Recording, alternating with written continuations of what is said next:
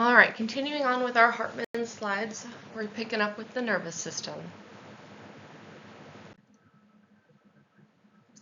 Remember that what an NA sees, hears, feels, or smells are objective, and those are appropriate to chart as to where symptoms that are not directly seen by the NA but reported by the resident are subjective. You can still chart those, but make sure that you are indicating that that is what the patient has told you.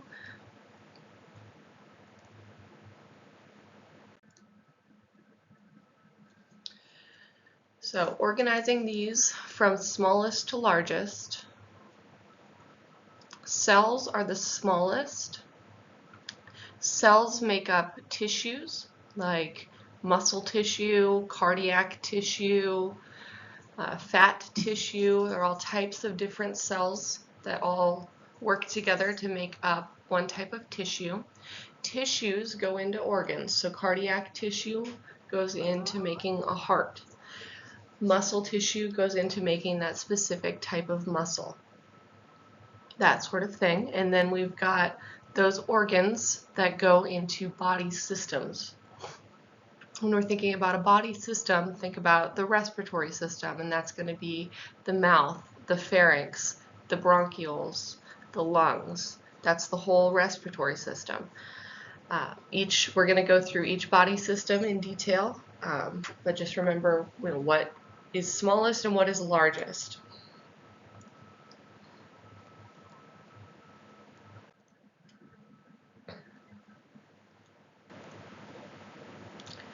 So going into some medical terminology here. The terms in the chapter here, anterior or ventral. I'm going to do my best to draw my little thing here, but we all know my mouse handwriting is pretty bad. So my way of remembering anterior or ventral is to think about a little ant crawling around on the floor. It's a horrible drawing. My apologies. Here, give him some antennas. There's an ant. Then we're thinking, so that's your ant. Oh dear. All right. Think about a vent on the floor, like an air vent. This is the front of the body here. Give it some air coming out. All right, so that's the front of your body. That's going to change in orientation. If you're crawling on the floor, it'll be on the floor. That's the ventral and anterior part that you're facing is the floor. If you're standing up, it's going to be the front of your body facing somebody else. Now in the back here, so let's say we still have that ant here, but my original drawing doesn't work very well for him now. Okay, so you've got your ant crawling on the floor. The back part, the posterior, we were talking about post earlier as a prefix. Post means after. And dorsal, if you think about a fish, let's draw him a little fin here. Think about a dorsal fin. Just kind of a good visual or a bad visual of wrapping your head around these words and what they mean. So anterior or ventral, we're thinking the front of your body. Posterior or dorsal, we're thinking the back part of your body.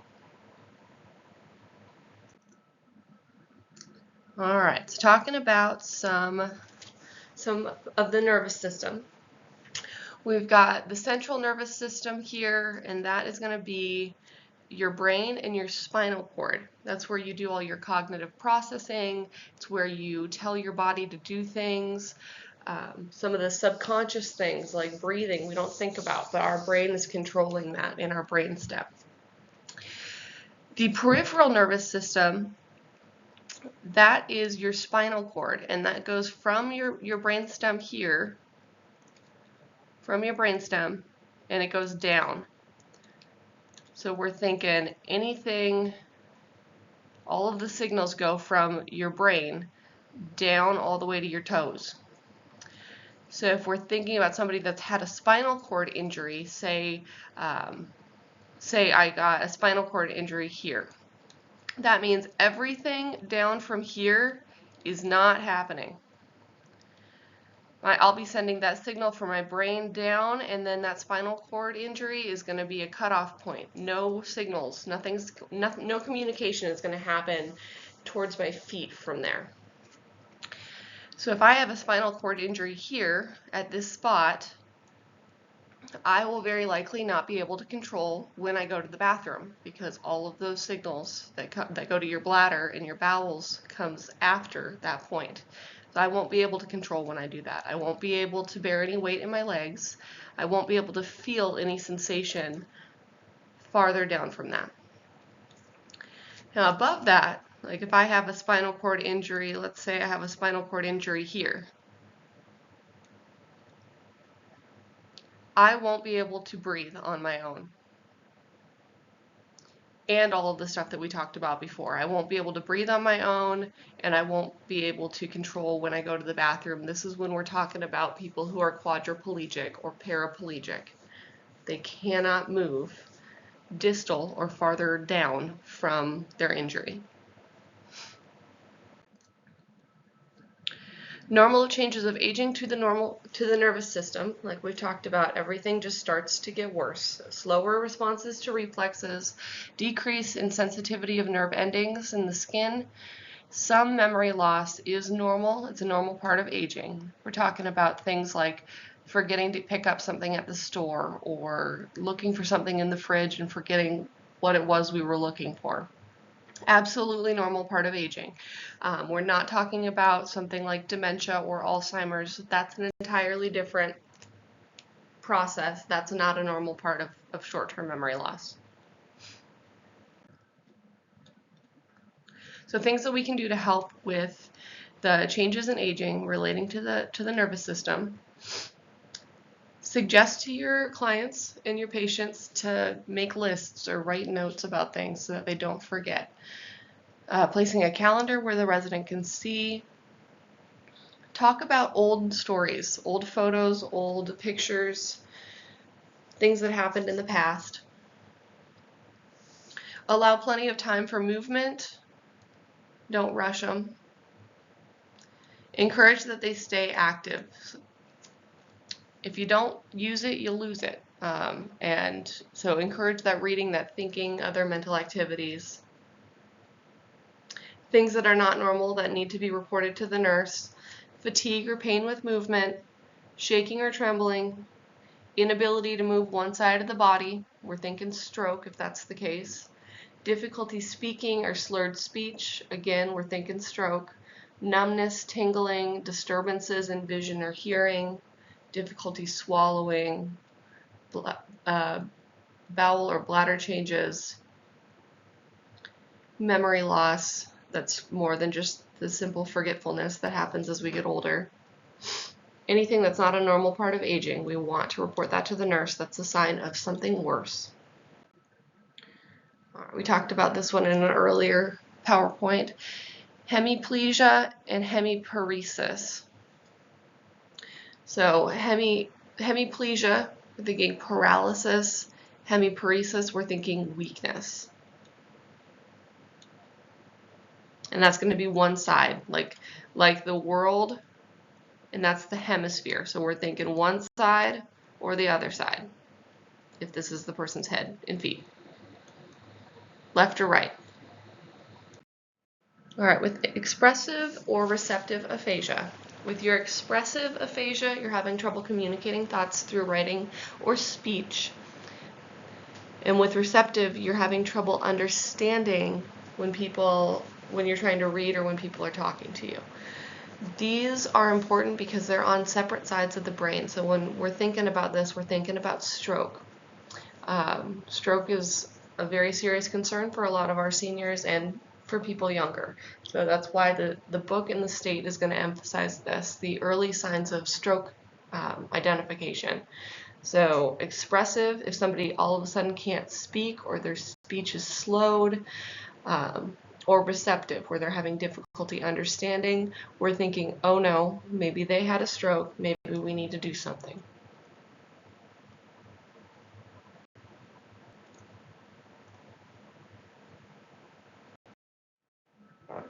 All right, so emotional lability.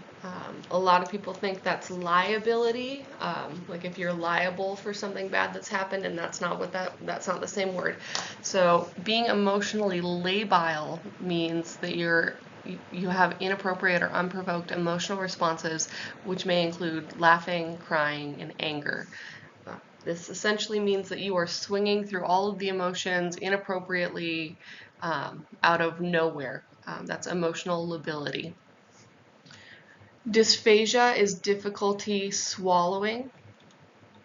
We run into that a lot with the aging process, but more specifically with strokes, because when somebody has a stroke, all of those nerves in their brain that go through that help us to control a controlled swallow, if one of those is injured due to a stroke, you're going to have trouble with swallowing because one portion of that process of swallowing is injured. You can aspirate pretty easily there.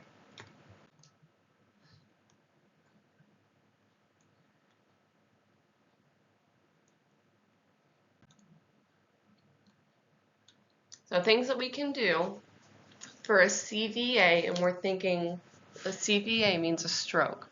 Cerebrovascular accident. So cerebro, brain, vascular, blood flow, accident, an accident of the brain's blood flow. We can assist with range of motion exercises or leg exercises to improve circulation and keep things active. If you don't use it, you lose it. Don't ever use the term bad side. That implies that that side that doesn't work is bad, and they're already feeling that, so we don't want to make them feel worse about it. So we say weaker or involved side or affected side after a stroke has happened. Assist with speech therapy as needed. Use verbal and nonverbal communication and have a positive attitude about it.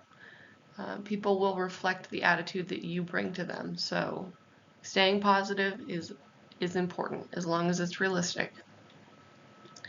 They may be experiencing confusion, memory loss, strong emotions. Be patient and understanding. Ask those open-ended questions and those empathetic responses. Like, please tell me more about that. This seems to be a difficult time. Not those sympathetic, I feel bad for you responses. Encourage independence and self-esteem. Check that the resident is in good body alignment because they may not be able to reposition themselves. Pay special attention to skincare. If they've lost touch or sensation, be aware. Be very careful with heat or sharp objects, and continue to reposition those people. And then adapt those procedures when you're taking care of somebody that has one-sided paralysis or weakness, because they're going to need more assistance on that side. For transfers, and this goes for everybody, use a transfer belt or a gait belt. That is just a good rule of thumb for every patient transfer. Super, super important, stand on the side that is weaker or affected. If you're walking with me and I've had a stroke on my left side, I'm at a huge risk for falling to the left when walking, which means you want to be on that side. If it's my right side, you want to be on my right side, because you are not going to be able to help me regain my balance if you're on the side that I'm falling away from you on. So say like if I had a stroke on my left side, you're standing on my right side, and I go down on the left and you're sitting on my right, you're going to be chasing after me as I'm falling, and it's not going to be safe if you're trying to help me to fall safely.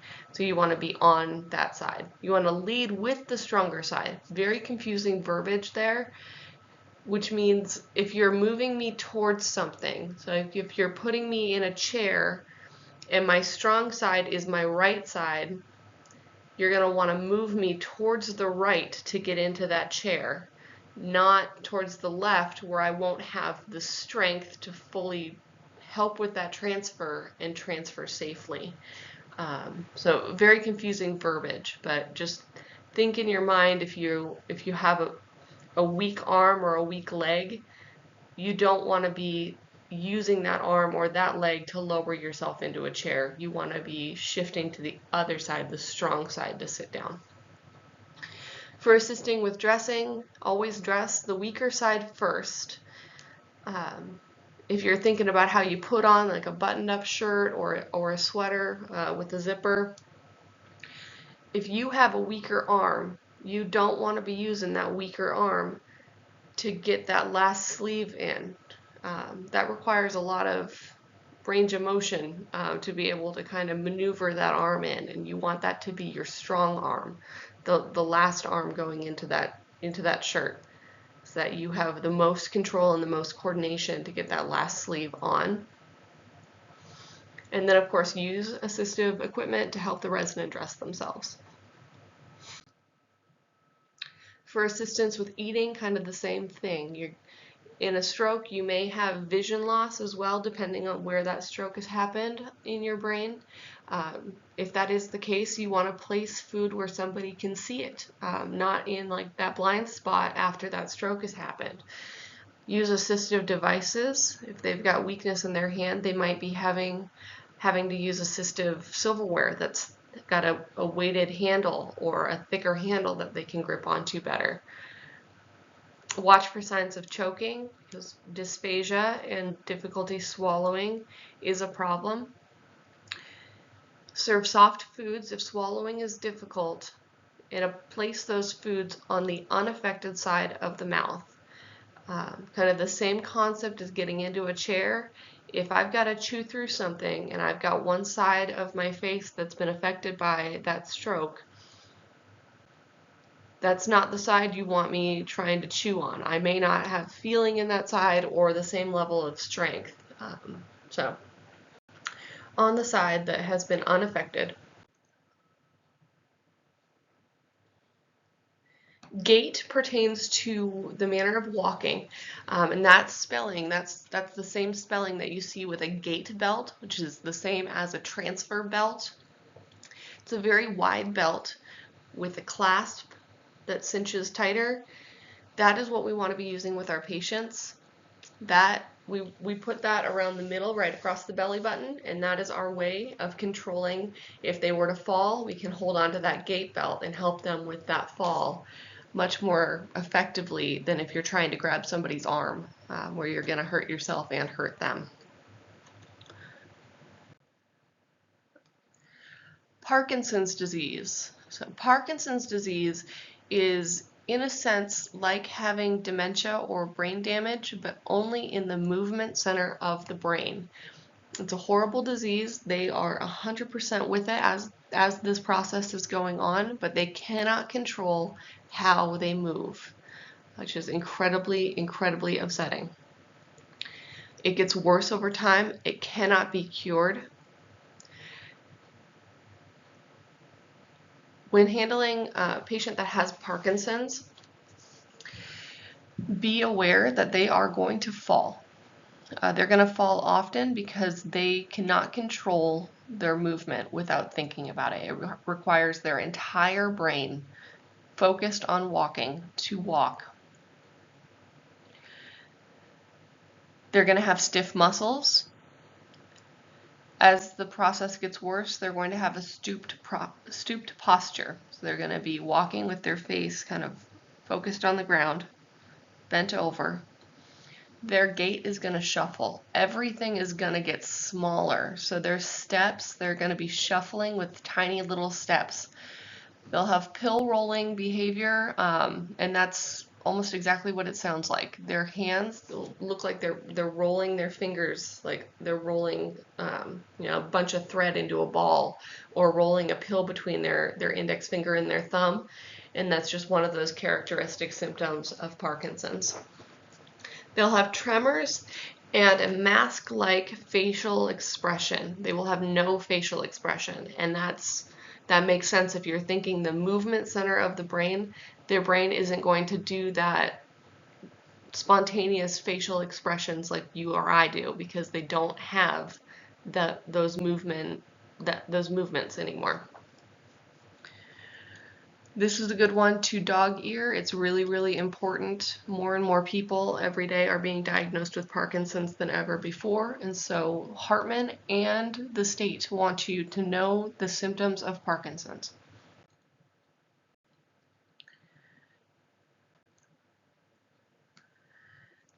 Biggest thing with taking care of somebody that has Parkinson's, protect the resident from falls.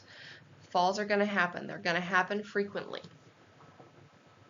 Help them with their activities of daily living, which as a reminder is all of the things that we do to take care of ourselves every day. Brushing our teeth, brushing our hair, going to the bathroom, activities of daily living. Assist with range of motion exercises as ordered to keep movement through those muscles. They're not moving as much as they would. Observe for swallowing problems. Swallowing is a very complex muscular process. If their movement is affected, they may have trouble with swallowing, and if they don't already, they will. Encourage self-care and be very patient with these guys. Multiple sclerosis. That is another movement problem, but it's different. With multiple sclerosis, it's another progressive, and it doesn't get better central nervous system disease. This happens when you have the myelin sheaths on our nerve cells. So I'm going to try to draw another one here. So this is what a nerve cell looks like. There's the nucleus. On top, we typically have what is called a myelin sheath, and it's like a straw that goes over this. Think of it like an electrical wire. That's your myelin sheath. At the end here, this is where we're communicating. We have little connections here to the next neuron. The next set of coil wires is going to connect here and connect here. In this map here, this is going to go across our entire brain. They're all supposed to have these sheaths. They're all supposed to have them, and it's supposed to prevent them from backfiring on themselves, which can happen with multiple sclerosis. So what ends up happening here is we get these lesions where like this section disappears and signals can go through. An eraser would make more sense. So let's say, oops, that's not what I wanted. All right, put that back on there. Okay, so let's say this section gets erased. Now, this signal that goes here can accidentally backfire, essentially short circuit itself. As more and more of these happen with multiple sclerosis, you are getting these scleras and these holes in the straw, and you're getting more and more signals that are firing on that coil. They're short-circuiting, essentially. Those signals to go, okay, move my arm, are getting impacted by, oh, this signal came in, and this signal came in, and this signal came in, and this signal came in. And now that whole brain is firing simultaneously incorrectly. They can't send the message properly. So if I had multiple sclerosis and I'm saying, okay, I want to reach out and pick something up, I'm going to shake. I'm going to have tremors. I'm going to have horrible balance. I'm going to have trouble walking, weakness, numbness, tingling. I'm short-circuiting on myself. I can't control my movement.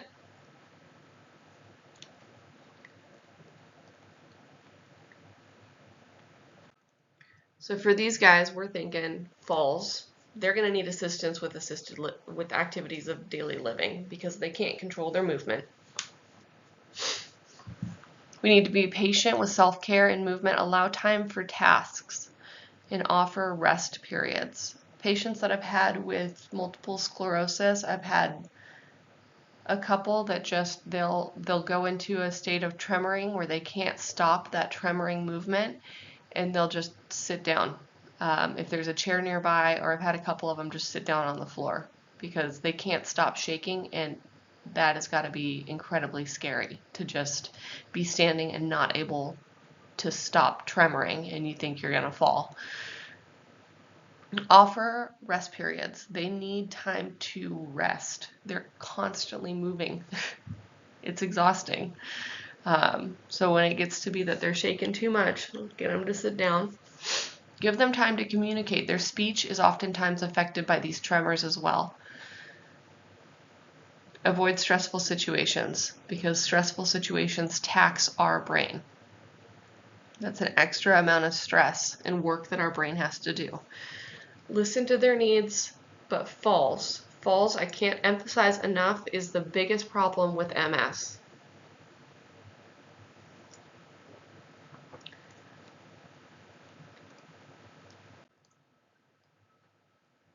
Symptoms can change daily. Do your best to adapt to those care challenges. Encourage a healthy diet with plenty of fluids. Like I've said, we are what we eat. And we need a healthy diet with the ingredients to make our neurotransmitters and our hormones so that we can provide ourselves the best medicine. So healthy diet, that's going to be true of every single disease process that you hear of from here on out. Regular skincare help with range of motion. All right, paraplegia. Paraplegia, I think a pair of legs, if that helps, pair of legs. Loss of function of the lower body and the legs. Quadriplegia, we're thinking the whole thing, right? We got our legs and we got our arms, all four, and head. All four of those are affected. Loss of function either of your pair of legs or your your quad of all limbs or legs. These are usually spinal injuries, right? We were talking about it a couple slides ago. Injury to the spinal cord there is going to cause paraplegia, loss of function of my lower legs. Spinal cord injury here, quadriplegia, loss of function of all four of my limbs. True or false? A concussion or bump to the head that causes the brain to move back and forth in the skull often causes paraplegia or quadriplegia.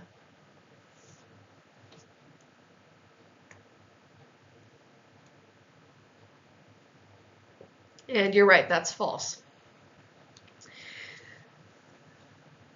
That paraplegia, quadriplegia is spinal cord injury, not a concussion or a brain injury.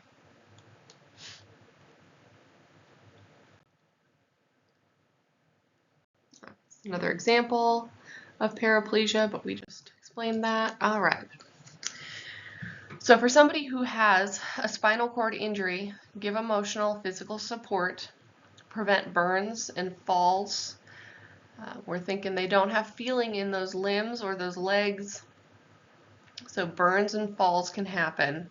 Be patient with self-care. Give careful skin care. When we're thinking quadriplegia or paraplegia, we're thinking bed sores. That's the first thing that comes to mind, at least for me. They can't move on their own, which means when they have that, and they can't feel it. So when they have that feeling of, oh my gosh, like my heel is pushing on this bed or my sacrum's pushing on this bed and it hurts, it won't hurt them. They will not feel it. They will not be able to move. They will just get a bed sore. We reposition every 2 hours for any patient, but absolutely for our spinal cord injury patients. We're going to perform range of motion exercises. The hope here is that we can restore them to a higher level of function, and we do not want their lack of mobility or prolonged lack of mobility to cause permanent injury. If you don't use it, you lose it. Encourage fluids, proper diet to prevent constipation because they're not moving and their GI tract may be affected. So we want to make sure that we're supplying them with enough fluids so that their bowels don't end up constipated or impacted. Vitamin C helps to prevent UTIs. UTIs happen when we have that bacterial overgrowth, typically E. coli, just wreaking havoc on our bladder. Vitamin C The reason they say to drink cranberry juice, for example, is because it changes the pH value of your urine, makes it less hospitable for bacteria to grow. Essentially, it just makes it so that your bladder isn't a fun playground for growth if you're consuming a lot of vitamin C. So that's a good thing just for anybody to do. Offer rest periods as needed for fatigue. Use special stockings. That may be anti-embolic stockings or sequential compression devices. We talk about that a little bit more later to prevent those clots in those legs. Encourage deep breathing exercises as ordered to prevent that pneumonia, that crud in your lungs from growing and getting gross and turning into pneumonia. That deep breathing and coughing can help to kind of get that crud out of there so it doesn't have anything to grow. Provide privacy, because involuntary erections can happen and that can be embarrassing for them. Assist with bowel and bladder training. We're trying to restore function. All right. There's not a lot of questions on the state test that talk about the specifics of the eye, so I would not, try to sit there and memorize these terms. They are good to know, but they're not high yield for the state exam. But this is our eye. Light comes in through the pupil here and bounces on the back here. We've got all of our color sensors. That's why when you take a photo and you see that red, the pupil of the person that you're taking the photo of is red, it's because that's where all of our red receptors are. They're reflecting back on the light, which I just think is cool for you guys to know. So that's why that happens. The eye is considered part of the nervous system. Any sensory organ is part of the nervous system. The ear, so we were talking about this a little bit earlier.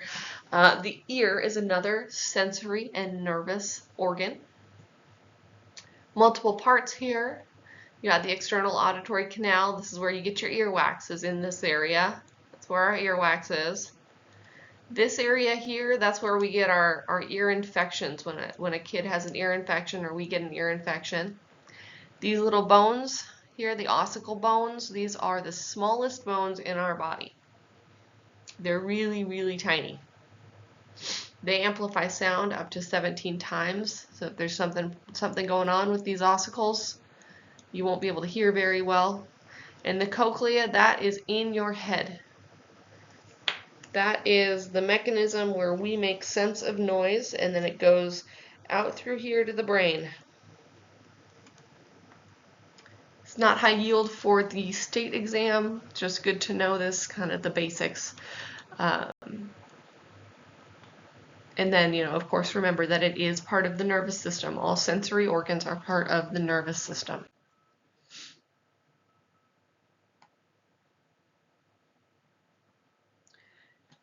The sense organs change as we age, and it's the same story. As we get older, everything starts to wear down. Reduced vision, reduced hearing, decreased sense of taste, touch, smell.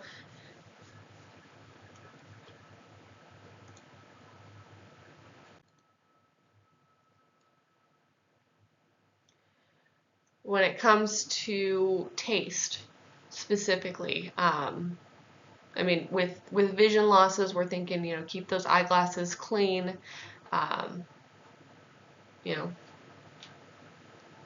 protect that sensory and nervous organ. With hearing, avoid, loud noises and things that can damage your hearing ability. Always face those patients when you're talking and speak clearly and slowly. With our oral cavity and with taste, as we get older, we start to lose our taste buds. They wear out on us, and we can only really taste salt and sugar at the end, which is why a lot of your older patients want to eat sweets and want to eat things that are salty, which both are bad for them. But provide good oral care and offer a variety of different types of foods. You know, the best that we can do is advocate, but at the end of the day, it's their choice. Help with regular bathing, all that good stuff.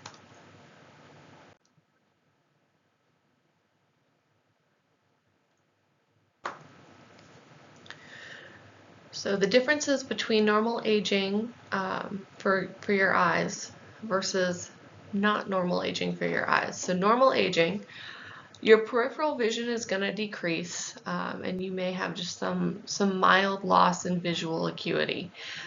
That's normal. You know, you may need glasses as you start to get older, either for vision far away or close up.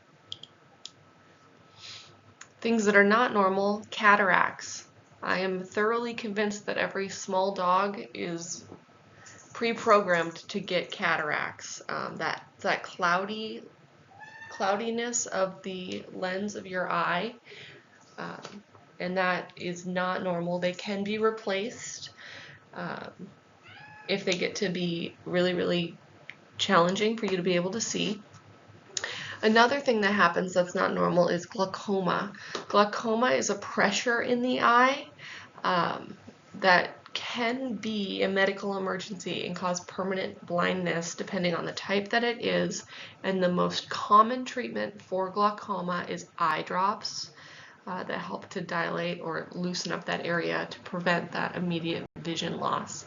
So good page to dog ear and look back on your cataracts and your glaucoma.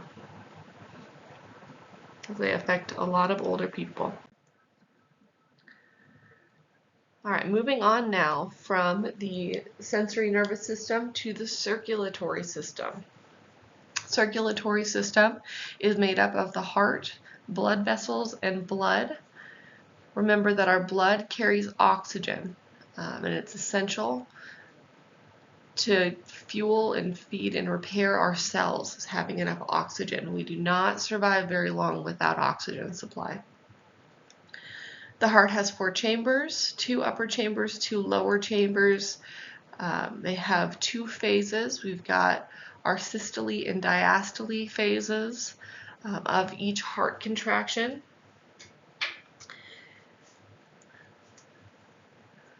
Functions of the circulatory system: to supply food, oxygen, and hormones to the cell, to supply antibodies, to remove waste products from cells, and to control our body temperature. When we're cold, think like our lips and our fingers turn blue, and that's because we're shunting all of that blood and that heat to the center part of our body to keep those organs going. And we remove those waste products by pumping them through to get them out through our kidneys.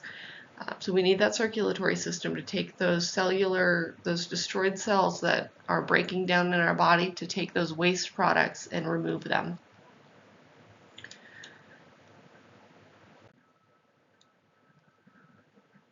All right, so the heart pumping function, when we're thinking about systole and diastole, systole, that is your top function. So if we're looking at a blood pressure that's, say, 120 over 80,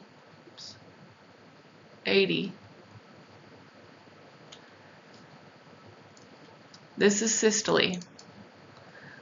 That's the part where our heart is pumping. And then we've got diastole down here. That's the pressure that exists in between heart pumps. Best analogy that I've got for you on this one is, think about a garden hose that's closed off. So you've got a function on there to spray at different functions, and you can turn that part off. So say that part's closed, the water can't leave the hose. When you turn on the spigot and that water, that pressure from your water supply goes into that soaker hose, we're thinking that's systole. That's where the highest pressure is. That's your heart pumping. That spigot that you've turned on, that's the pump of your heart. When you turn that pump, that spigot off, that's diastole. That's the pressure of the water in that hose, but without the added pressure of having that spigot turned on.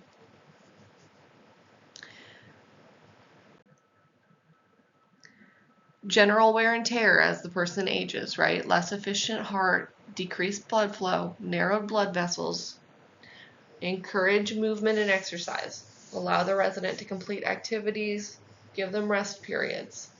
Layer clothing to keep them warm. As we get older, we lose that subcutaneous fat tissue that helps to keep us warm. We also have less effective blood flow. So generally speaking, we're going to feel colder when we get older. Make sure that they have socks and slippers to keep their feet warm. They're just not getting the same blood flow through those extremities that they used to get.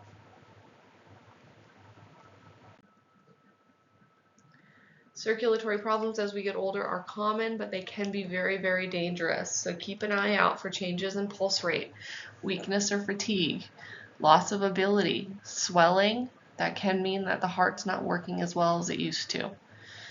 Pale or blue hands, that blood is not getting to their hands, their feet, or lips. Keep an eye out for that.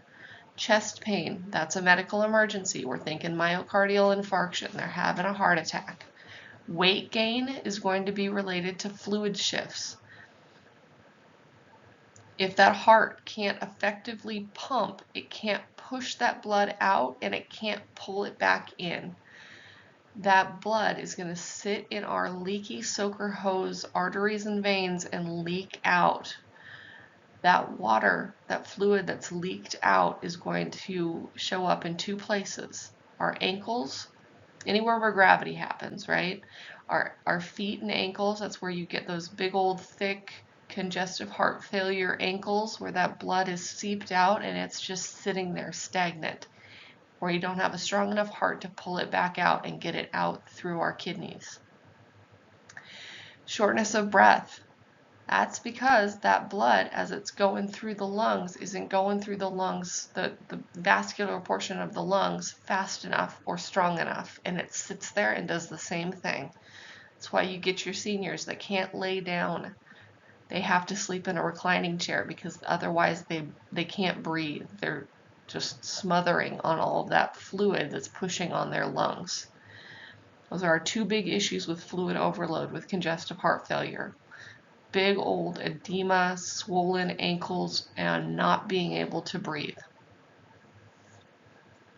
Keep an eye out for these symptoms, especially if they're new symptoms. They need to be reported to the nurse because we're thinking that that's what's going on. Hypertension. Hypertension is a big old problem. It's anything, and this number really matters for testing purposes, and the state wants you to be able to identify what kind of blood pressure is concerning. Hypertension is anything measuring 130 over 80 or higher.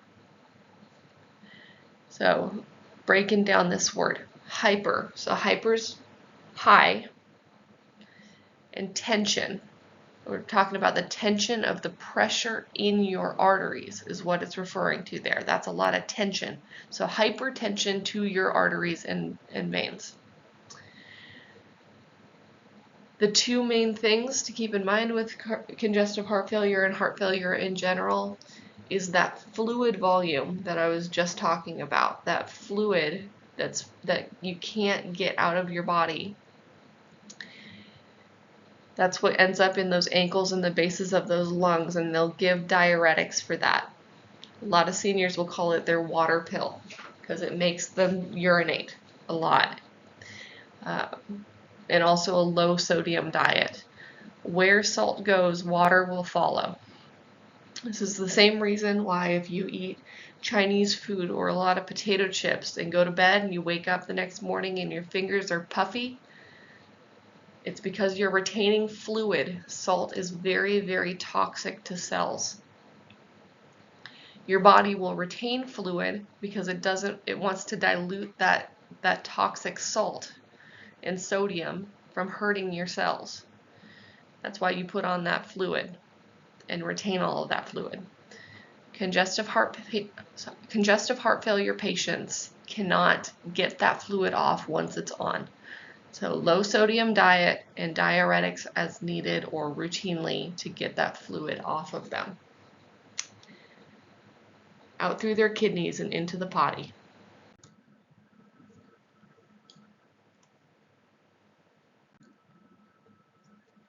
If somebody's on diuretics, they're going to need to go to the bathroom often.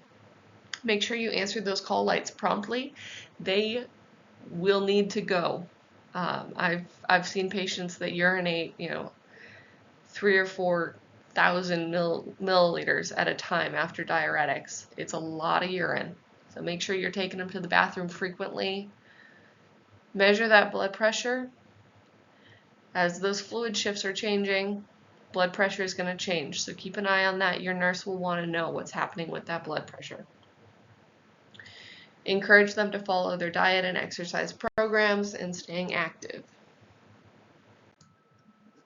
Angina or angina is a term that's really important. We're thinking chest pain, pressure, discomfort. We're thinking heart attack if somebody's experiencing angina. Chest pain, that's what that means. This is happening because their heart is not getting blood flow. For whatever reason it is, their heart is not getting blood flow. When you don't have blood flow, you don't have oxygen. When you don't have oxygen, cells die. If you're not getting oxygen to your heart tissue and your heart cells, they're going to hurt because they're dying. And that's angina or angina.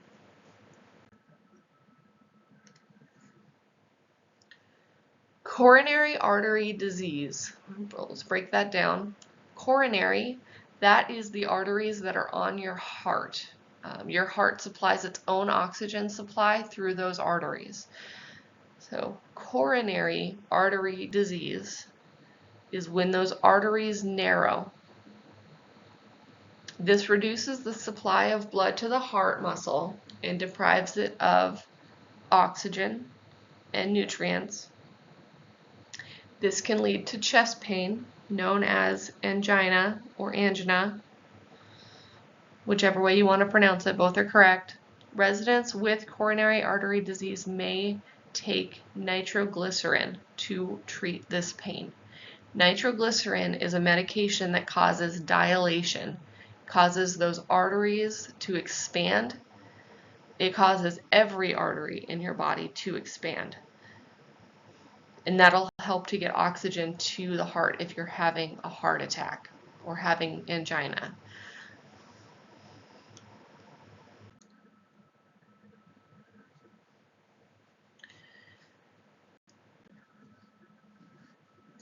For a patient that has angina, encourage rest. If that heart is pumping faster, it's going to require more oxygen. Same concept for when you are working out or moving around a lot. You'll start breathing faster, and it's because your body wants oxygen. That's why you're breathing faster. Same concept for your heart. If your heart's pumping really fast, it needs more oxygen. It's going to be worse if they're moving around and their heart's pumping faster. If their heart is pumping slower, it won't need as much oxygen, and that pain won't happen because it's not pulling that much oxygen out through those arteries that aren't letting the oxygen get there.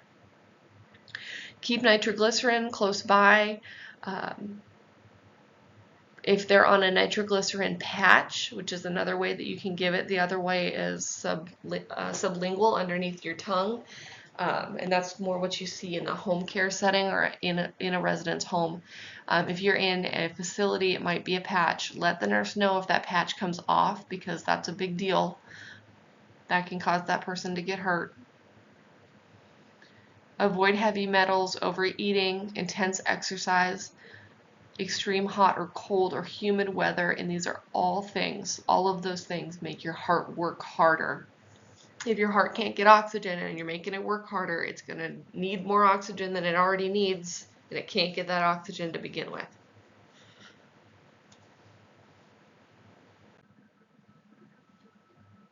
If blood flow to the heart is completely blocked, that is a myocardial infarction. That's a heart attack.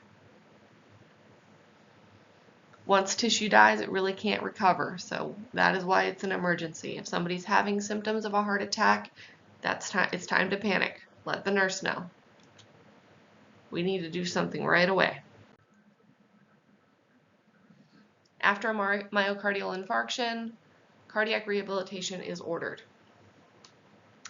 Cardiac rehabilitation can take 6 to 12 months depending on the severity of that person's cardiac failure. These underlined terms are very important. A diet low in saturated fats and sodium. That is going to be ordered by that physician. Where salt goes, water follows. They can't get that salt out of the body. They can't get that water out of the body because their heart's not functioning the way that it needs to. Regular exercise program will be ordered, and that is to build up heart health. Movement is also incredibly important, especially for anybody that's sick. We never want them just laying in the bed. Regular exercise. Medications will be given to regulate that heart rate and blood pressure, to lower cholesterol, and to lower triglycerides. We don't want the cholesterol and triglycerides, that fatty stuff, pumping through those arteries and further clogging them. That's what those medications are for. Regular blood testing, smoking cessation. Nicotine is really, really tough on your arteries and veins. It causes them to constrict, the opposite of what nitroglycerin does. It'll cause those to constrict and make it harder for blood to get through them. That's already the problem when we're thinking about heart failure and heart attacks. Avoid cold temperatures because those are going to make it so that your heart has to work harder to push that blood through to warm your extremities and keep your organs warm. Avoid the cold temperatures. Stress management. Mental health care for anxiety. Anxiety causes your heart rate to increase, so keeping those patients that you have calm. Encourage them to follow those diet and exercise programs. We are there just to advocate for our patients as CNAs. To measure those vital signs as ordered by the physician. Your nurse wants those. Encourage your residents to quit. If they are currently smoking, encourage them to quit smoking. Reduce stress as much as possible. Listen to your residents. Report signs of complaints of stress or pain to your nurse so that she or he can do what she or he needs to do.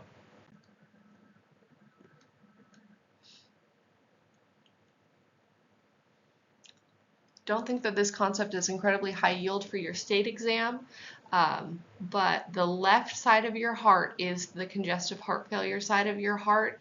It's the base chamber. So you got your heart. This is the easy way of drawing it. This is your left side of your ventricle. This side here, the way that I drew this makes it look really small.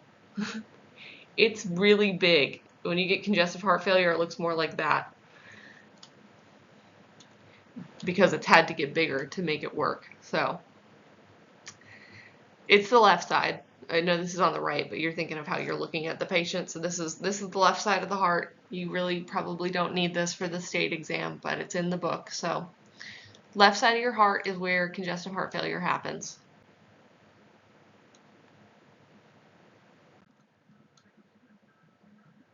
That's the part where your heart pumps the blood out. Can't do that.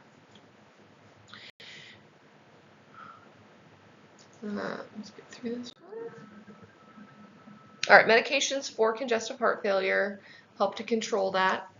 Answer your call lights promptly and keep a portable commode nearby. If they can't get to the bathroom easily, they're going to have those water pills, that Lasix, Bumex, diuretic type medication to get that fluid off. Follow those diet orders if they have fluid restrictions. Congestive heart failure, that's one of the only times where not pushing fluids is the right thing to do. They should not be drinking a ton of fluid. Their body is having trouble getting that existing fluid off. Allow for rest periods. This is also one of your patients there. You're going to have intake and output orders every 4 hours usually. For congestive heart failure, and that's because those fluid shifts happen, and they happen in a major way. If they're not urinating, we have a problem. So those are your two big things when you're thinking about that, thinking about fluid when it comes to congestive heart failure. If it's not coming out of the body, it's staying in, and your nurse needs to know if that's the case.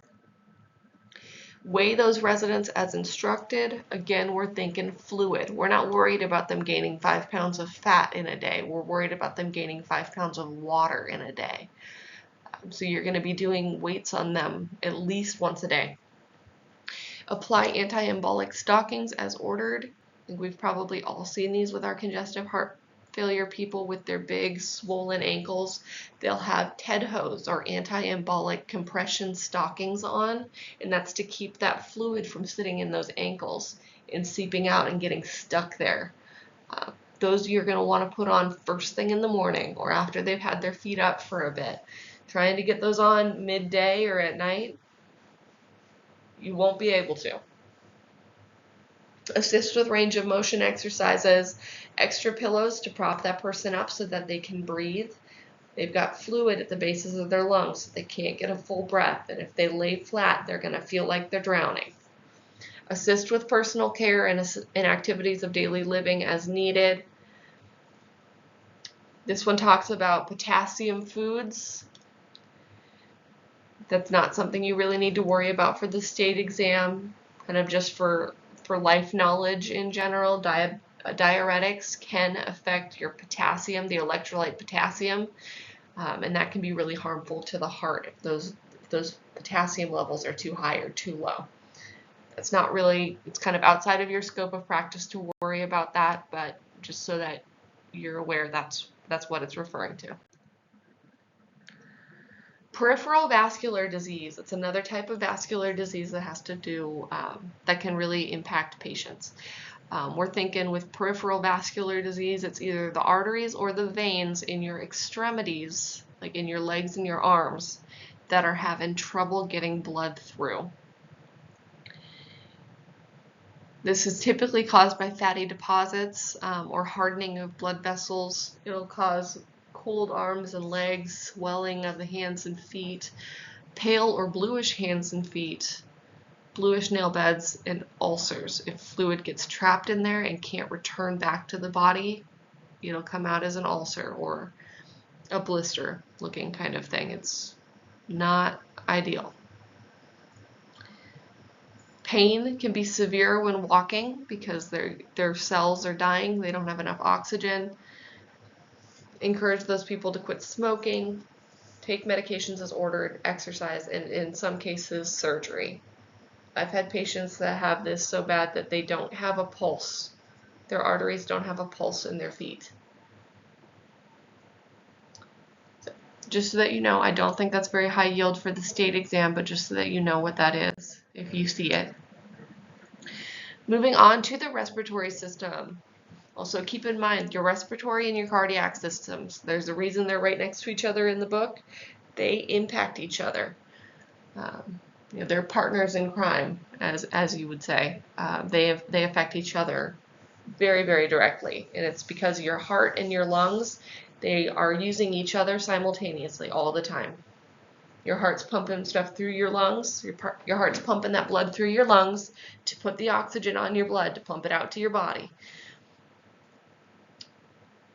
Your lungs are putting the oxygen that you need for your heart. They're related to each other. All right, so respiration, the process of breathing air into the lungs and exhaling it out of the lungs. This consists of an inspiration and expiration. That's one respiration. So one in and out is one breath. If you're counting respirations in your skill test, do not count in and out as two, it's one. So one is a respiration. Inspiration's going in, expiration is going out. Dyspnea, breaking down that word again. Dysfunctional. Pnea, breathing. Dysfunctional breathing. Or difficulty breathing. If somebody can't breathe very well, we're going to say they're dyspneic. Dysfunctional breathing. If they're having pain or discomfort, we're calling it dyspnea.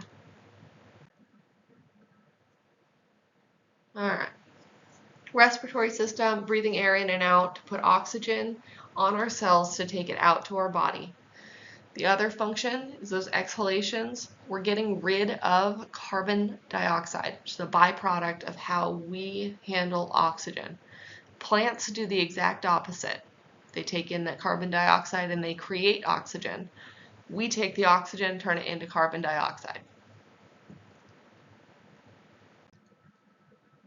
This is our full respiratory system, and it starts here with the pharynx. Goes from our pharynx to our larynx, our trachea, down into our bronchus, lungs, and bronchioles. These little bronchioles are little spots, little air sacs all over in our lungs, and each one of those is how we take that that oxygen, turn it into carbon dioxide, is in each of these little bronchioles. When we were talking about tuberculosis earlier and why that's so bad on your lungs, it's because these little bronchioles are full of bloody pus and they can't do that.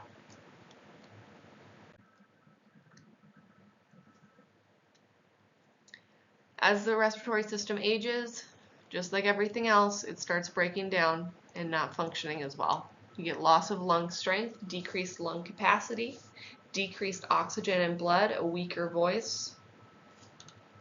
Tell people to stop smoking. That's the first thing that we can do. Provide regular rest periods, encourage exercise and regular movement. If you don't use it, you lose it. Provide rest periods for those people, especially our COPD people. They really, really, really are working hard. Deep breathing exercises as ordered to keep that crud that's in your lungs out of your lungs. Change positions so that that crud that's in your lungs doesn't just stay in one spot. Maybe shift around so that it'll move. Report anything that's abnormal, changes in respiratory rate. And when we're thinking changes in respiratory rate, say you have a patient that's got a respiratory rate of 14 breaths a minute. That's pretty normal. We're not worried about that. If that kicks up to 22 or 24 breaths a minute, they're hyperventilating. Yeah, that could be because they're stressed out about something, or it could mean something really, really, really bad is happening. And that's something you need to immediately run and tell the nurse. Same goes for the opposite. If their respiratory rate was 14 and now it drops down to 6, we're worried. Their brain isn't telling them to breathe anymore. They're going to stop breathing, and that's going to kill them eventually, unless you let that nurse know.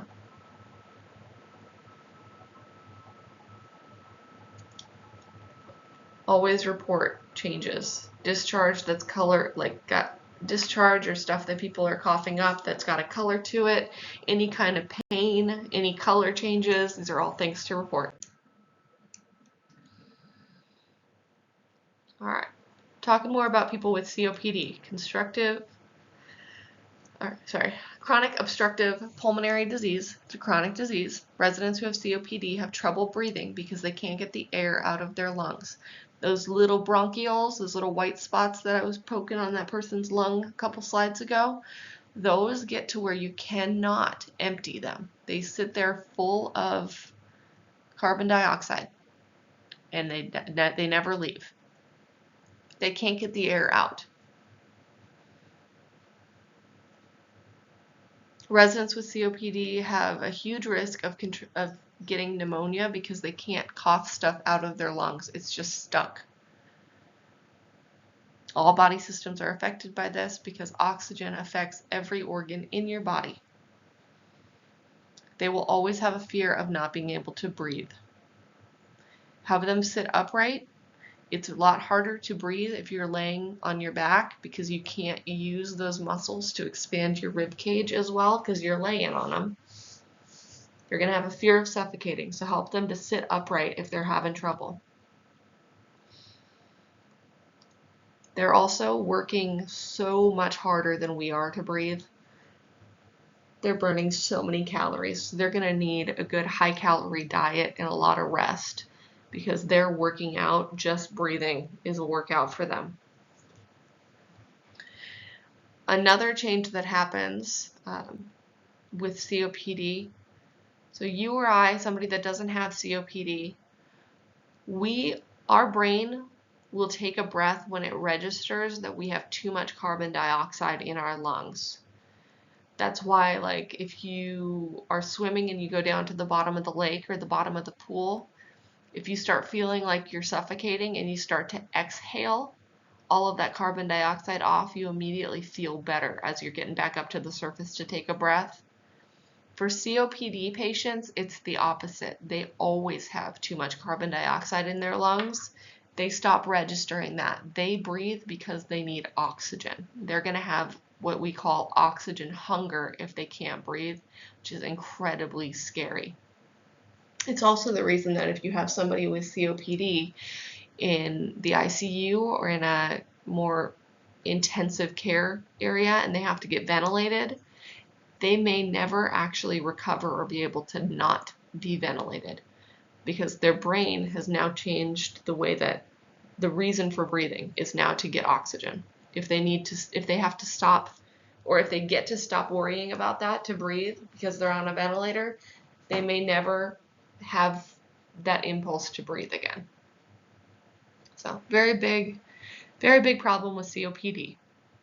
These people are going to have really, really, really big chests too because they're constantly expanding and expanding and expanding. Their lungs are full of carbon dioxide and they cannot get it out. They cannot relax. It's trapped in there.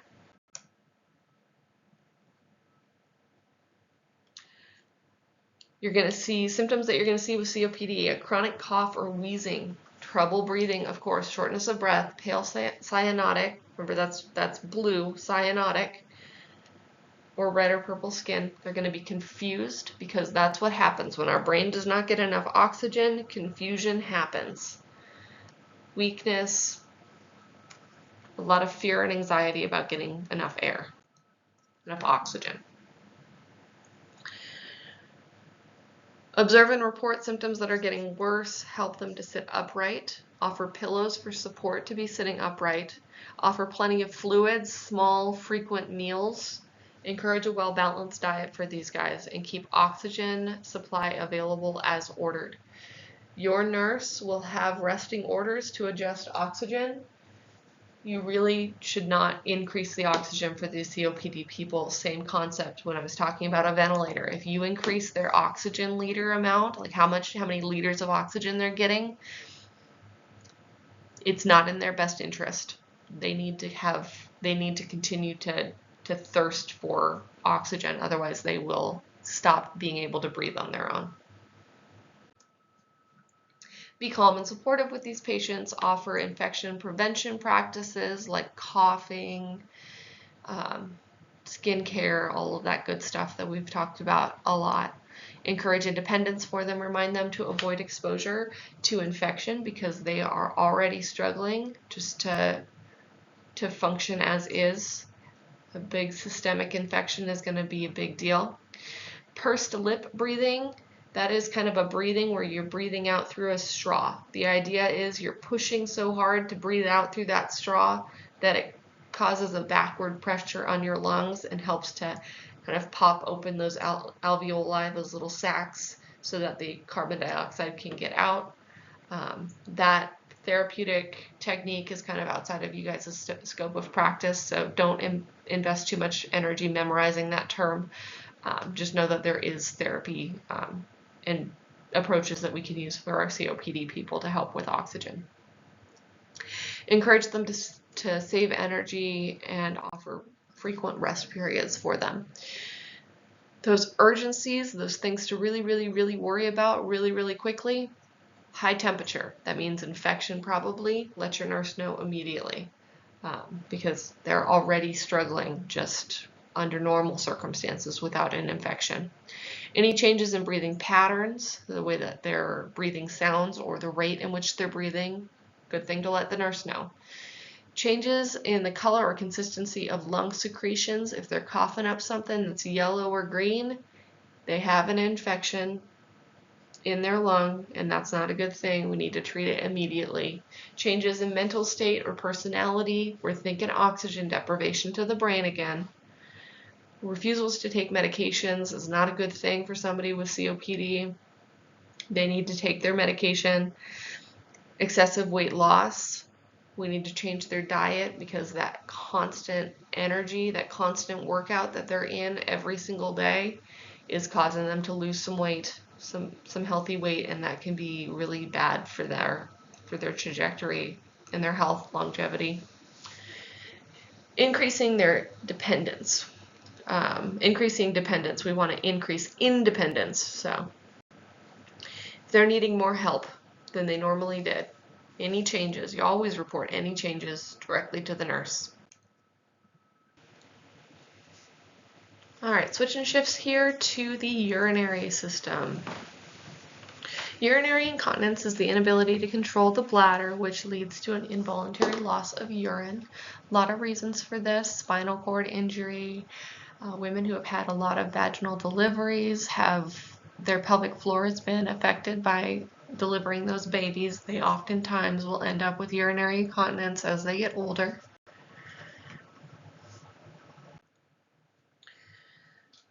Functions of the urinary system.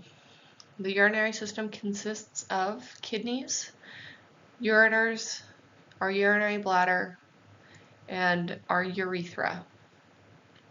It functions to eliminate the waste products created by the cells that were gathered by the cardiac system and brought over to the kidneys, and then we eliminate them through the urinary system.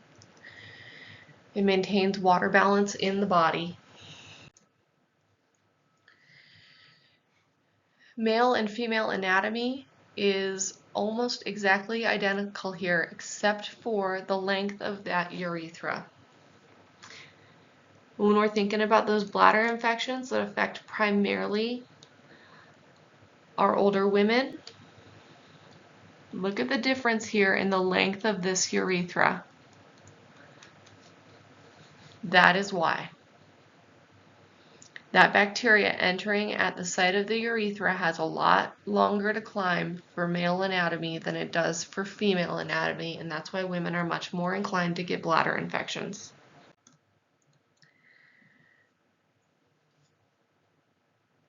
Same concept here for the aging process when it comes to the urinary system. Decreased ability of kidneys to filter out that blood, weakened bladder muscle and tone.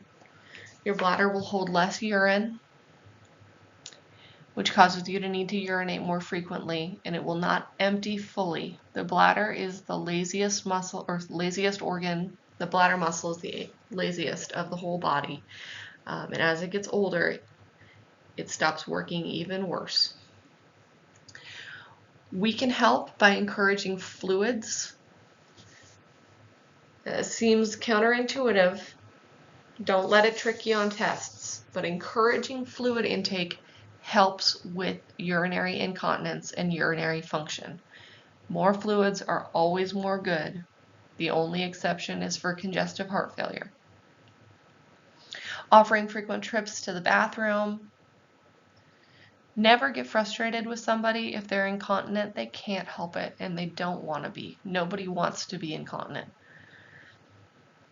Make sure that they are kept clean and dry. Urine is very toxic to skin, and we do not want somebody sitting in urine for very long or at all. Keep an eye out for weight gains or losses, and we're thinking fluid retention. Fluid shifts are going to be the main reason for changes in weight really rapidly. Any kind of swelling, pain, or burning, changes in the consistency or the amount of urine. Changes in the consistency can indicate an infection, and that's if it's cloudy, has an odor to it, color changes, changes in the frequency of how frequently somebody urinates, any kind of swelling in the abdominal or bladder area, complaints that the bladder feels full or painful, or if you press on it causes pain. That's not normal. That's something to report to the nurse. Urinary incontinence, pain in your kidneys or your flank area, like right there above your pelvis bone in the back. That is a cause. That's going to mean that there's an issue with kidneys, most likely. That's where those kidneys are located. Inadequate fluid intake and confusion, these are all not normal signs. They need to be reported to the nurse.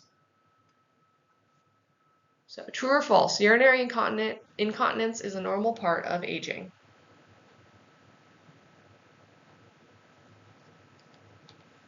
And that is, of course, false. It can happen for somebody who is confined to the bed, ill, elderly, paralyzed, has a central or nervous system disease or injury, but it's not a normal part of aging. Dehydration can cause urinary incontinence. That's why encouraging water intake is important. Dehydration can cause incontinence.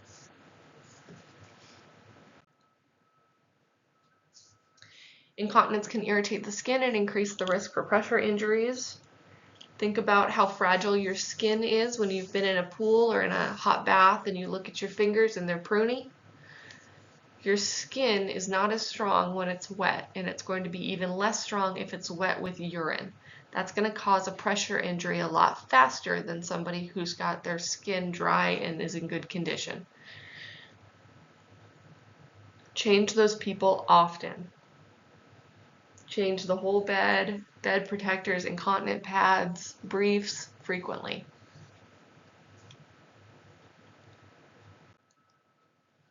Offer assistance with elimination often. Follow elimination schedules, meaning take them to the bathroom, and we're doing that every 2 hours typically. Answer call lights and requests for help immediately and document. That's objective documentation. If somebody's had an incontinent episode, that is something you want to document. And at Hartman Hills, we can always document right at the time of care because we've got nothing else we're doing. We've got more than enough time, more than enough staff, and more than enough supplies at all times. Wash that urine off immediately and dry them. Keep them free of odor and keep that skin integrity top notch.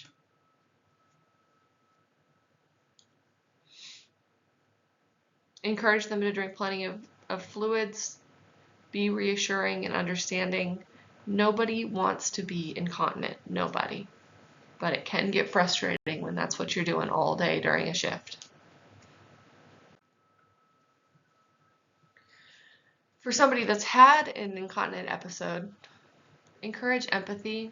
You know, those empathetic statements, this must be a difficult time for you. You know, don't tell them that you feel sorry for them. That's not going to be the right answer ever on a test.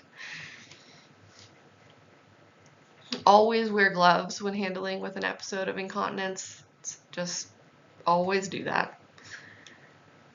Properly removing your gloves or doffing your personal protective equipment is important, as well as how you don that equipment. So if you need to review that from the last chapter, please do.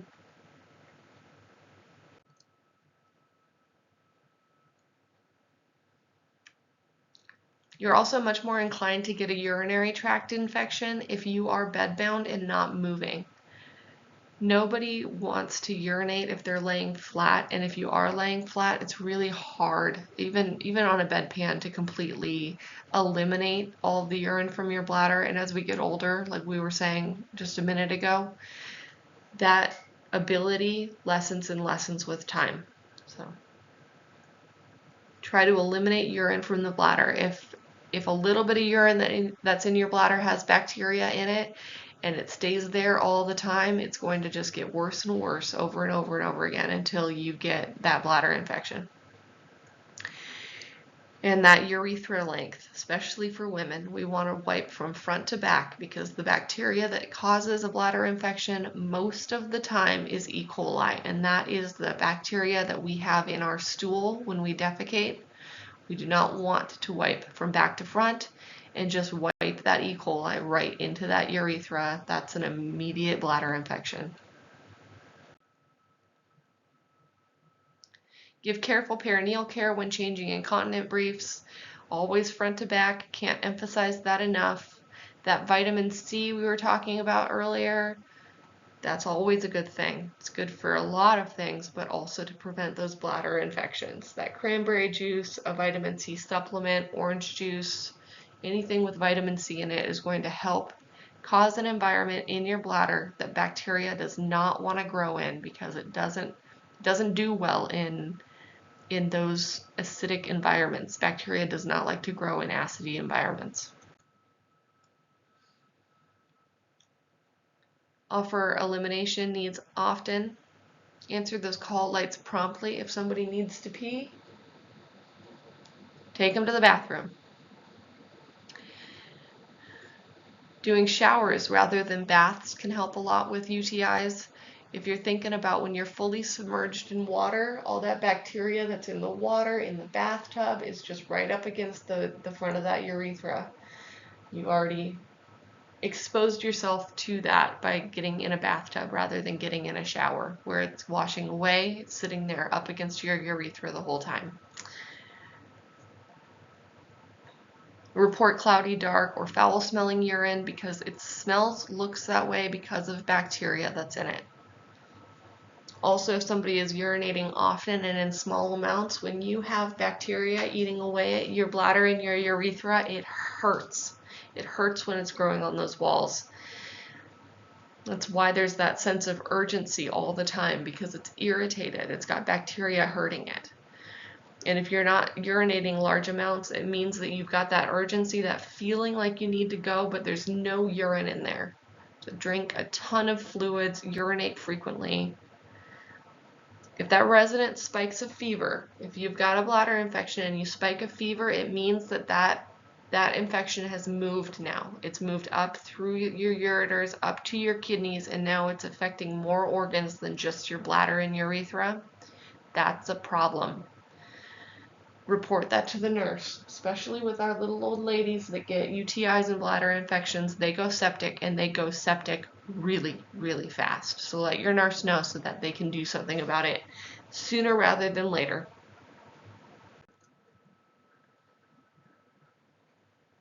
Kind of moving on more to the gastrointestinal system. If we're thinking about this, the way that it works, we're thinking gastro. Go back to our root words again. Gastro, that's your stomach. Intestinal, that's your lower intestinal and upper intestinal system. Those are your guts. Stomach, intestines, system. Digestion is the process in which we prepare food physically and chemically so that it can be absorbed in the cells. Digestion happens in your stomach.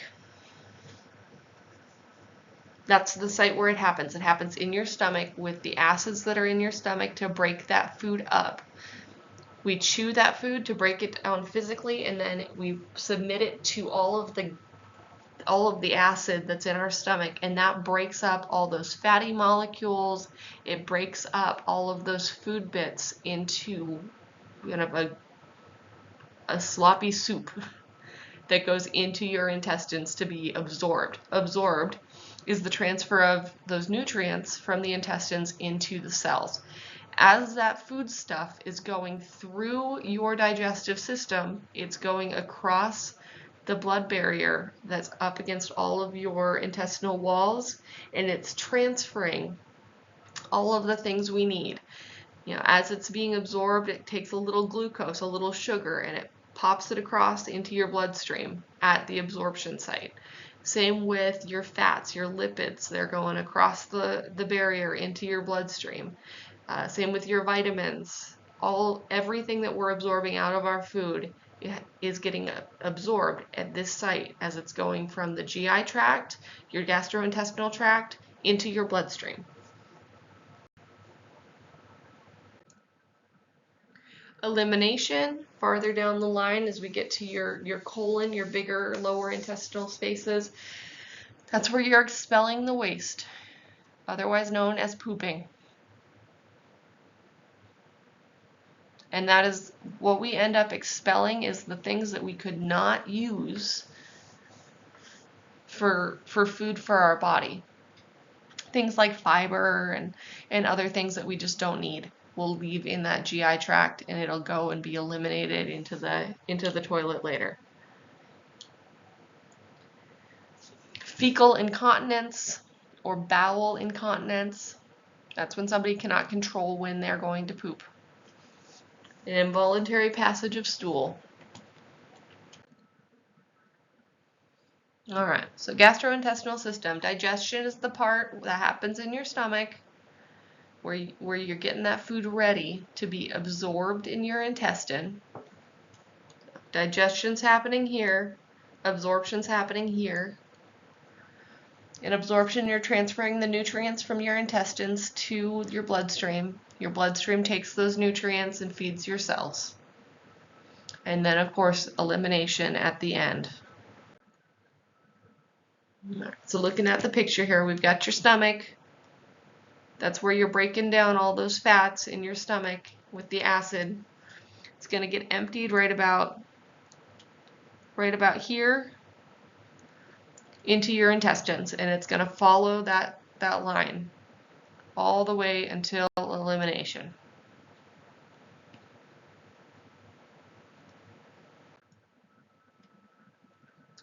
As we get older, same concept.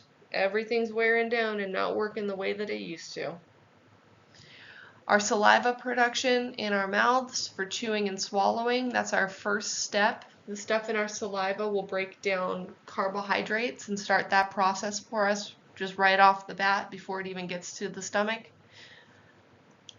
Less saliva production as we get older, which also means that we're not tasting things as well as we used to, because that saliva is important for how we perceive those tastes on our tongue. If you think about, if your mouth is dry, if you've fallen asleep and your mouth is dry and you wake up, imagine trying to eat a bagel and taste it. It's not gonna go well. Decreased saliva production affects how we taste and how we are able to chew and swallow food. A dulled sense of taste may happen as we get older, as those taste buds stop working and we stop sensing tastes, which leads to a decrease in appetite as we get older. We stop being as good at absorbing vitamins and minerals. Our stomach stops being as good at digesting. It takes longer for your stomach to get food ready for your intestines because it's not working as long. So you'll have food in your stomach for longer than you normally would because it's sitting there waiting in the assembly line to go into your intestines. Your lower intestinal system is going to move slower, making it much more likely for you to become constipated as we get older.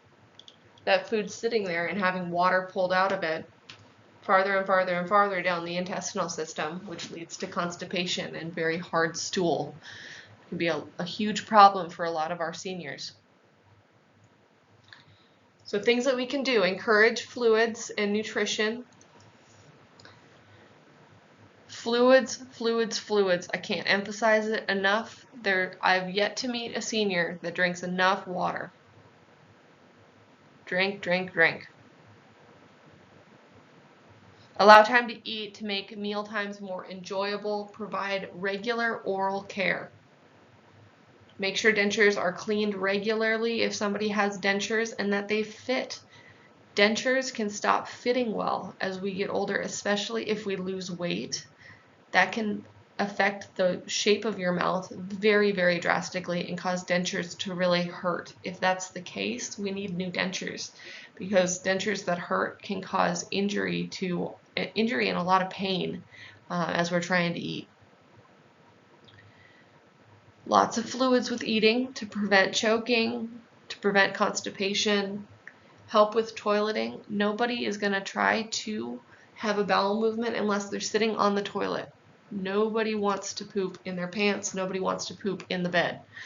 So get them on the toilet, and that's going to help a lot with constipation. Just trying, even if you don't think it's going to be successful for your patient as they get older, just encourage them to try. Things to report that are absolutely not normal of the aging process is difficulty swallowing and chewing. Fecal incontinence, that's not what should be happening. Weight gain, weight loss, loss of appetite, abdominal pain or cramping, diarrhea, nausea or vomiting. Your book is emphasizing here coffee ground vomiting. If vomitus or emesis looks like coffee grounds, it's not digestible, it's not food, it's blood. It's blood that's been subjected to stomach acid, and that's what it looks like if somebody vomits it. It's very gross. But if that happens, you need to let your nurse know, because if somebody's bleeding internally, that's a big, big, big problem. Constipation, flatulence or farting, hiccups, belching, stool, again on the concept of bleeding internally. GI bleeds are a big, big problem in the medical field. If you have somebody that you're taking to the bathroom and they start to have black or really, really dark colored stool, that's blood. That's not food. Blood turns black when it goes through the digestive system. That's a concern. If it's enough to make their stool a different color, they're bleeding a lot, we need medical attention.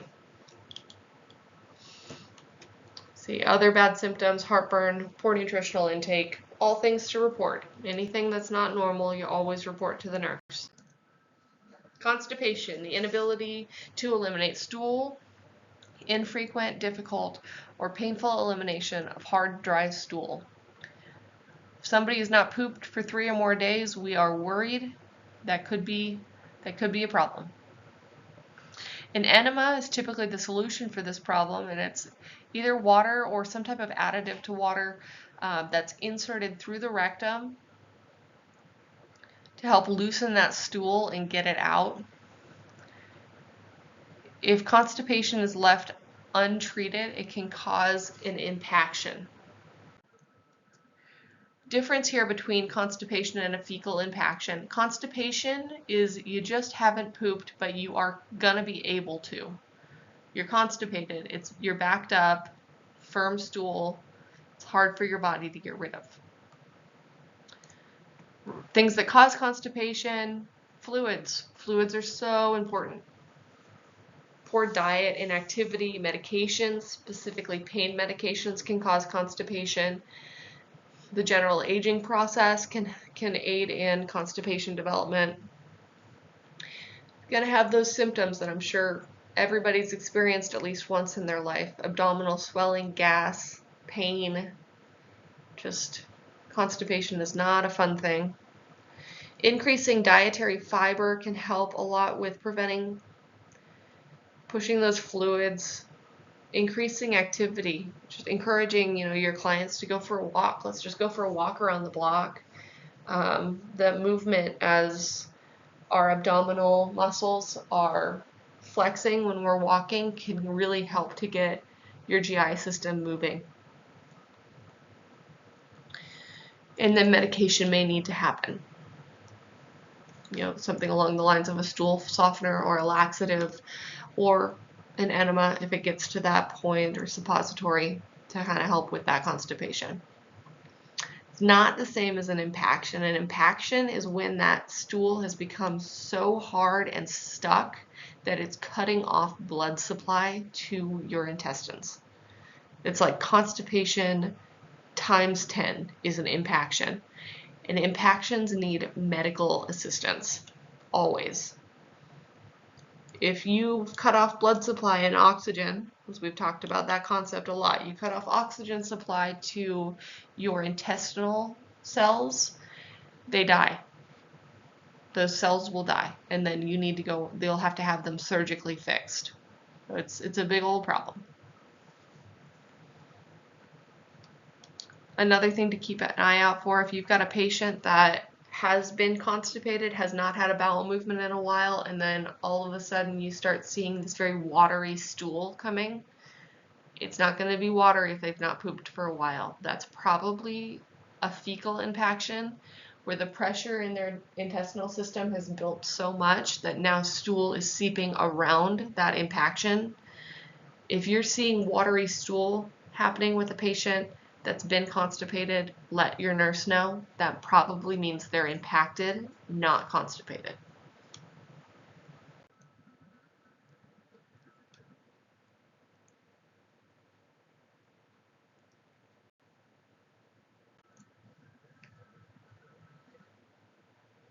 All right, for the opposite end of the spectrum, diarrhea. Diarrhea happens when there's either some type of pathogen in your GI tract that's really hurting, or some other type of disease process happening where your intestinal system is moving faster than it normally would, and it's pushing stool and food matter out faster than it normally would, and it doesn't have time to pull and absorb that water, that fluid out of that mass of foodstuffs.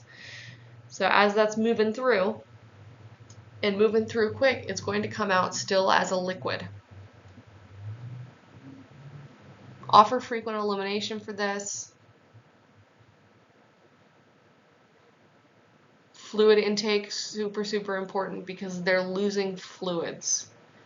This is different than if somebody's urinating a lot, their body's already processed that fluid. It was already in their bloodstream, it went out through their kidneys, their body was planning on getting rid of it. If somebody has diarrhea, their body was not planning on getting rid of those fluids. Those fluids left before they even got into the bloodstream. This essentially means in the assembly line of getting hydrated, you've messed up and you are not going to be able to get those fluids into your bloodstream. So push those fluids. They need to drink water and get those electrolytes back in. You're going to have those symptoms that we've all likely experienced at least once in our life: abdominal cramps, urgency to defecate, nausea, vomiting can be accompanied with it. A lot of GI distress, gastrointestinal distress. Medications to slow down the process can be used, but are oftentimes not recommended if it's caused by a microorganism or a pathogen that's making you have diarrhea. Don't take Imodium. Don't slow it down. You want that out. It's hurting your body. That's why your body's reacting that way.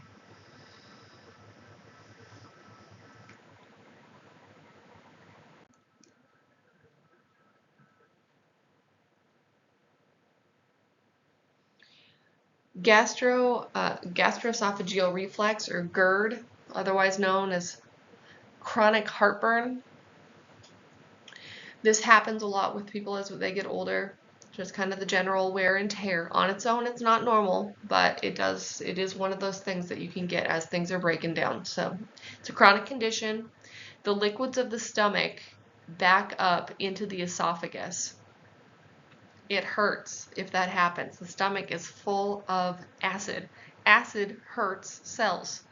Your stomach is specifically designed to be able to have acid on the lining of the stomach. The rest of your body is not ready for that. So as it's going up into your esophagus, it hurts. It's going to feel like a heartburn. It's an esophageal burn. Scar tissue can happen if this happens frequently. It's not a good idea to ignore heartburn. Treatment for such things, we've got medication. The timing of when you eat is very, very important. You do not want to eat and then lay down. When our stomach gets food, like when you feed your stomach, when you eat, you got food in your stomach and it starts to produce acid. It doesn't normally have as much acid unless it needs to create it, and it can do it real quick. It takes 3 to 4 hours to fully empty your stomach. Most of it is going to be within 30 minutes. Your stomach should be mostly empty, but for the stuff, the fatty stuff, your stomach needs to throw a lot of acid at it to break it up before it'll let it go into your intestinal system, and it'll sit there stagnant in your stomach. If you lay down, you are helping gravity to have it not stay in your stomach. You're going to make it much more likely that you're going to have that regurgitation up into the esophagus and have these symptoms. Don't lay flat on your back right after eating. Kind of chronic management of this is going to be kind of elevating your head at any time, just so that that doesn't happen when you're sleeping. The largest meal of the day is best eaten at lunchtime, with smaller meals in the morning and at night, so that you don't have just that much that you have to process right before going to bed. Fast food, fatty foods, and spicy foods. The most delicious foods are the toughest for this. High fat content foods require a lot more acid to be thrown at them to emulsify and break that up. Kind of the same as like grease and dish soap. It takes a little while for that dish soap to break up that grease. Same as it takes a little while for that stomach acid to break up that grease. So fatty foods will take a really long time to leave the stomach.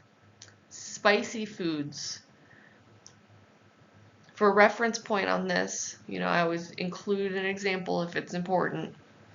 Spicy foods, our tongue, our taste buds, we've got a taste bud for sweet, we got a taste bud for salt, we got a taste bud for sour.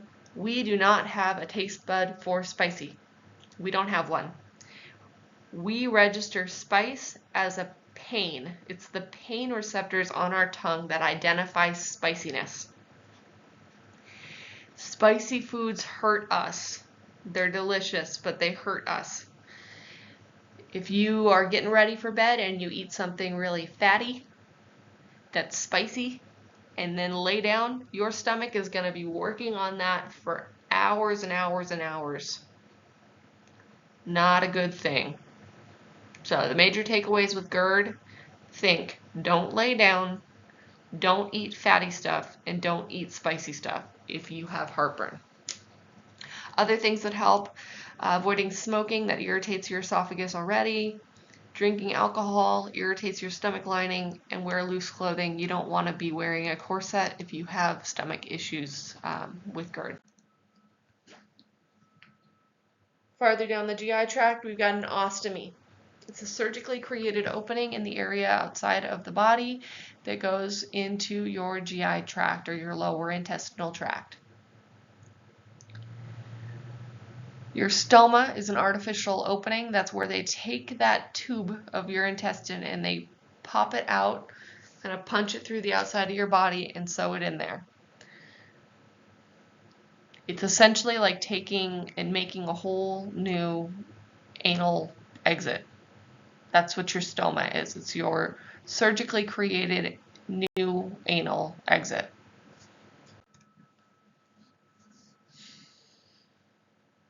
Two areas. This isn't very high yield for your state exam, but it's good to know if you've got a patient that has one of these. So an ileostomy, that's the first blank there. It's a surgically created opening in the end of the small intestine to allow stool to be expelled. If you have a patient that has an ileostomy, that stoma is going to be higher on their abdomen because it's higher up in the digestive tract.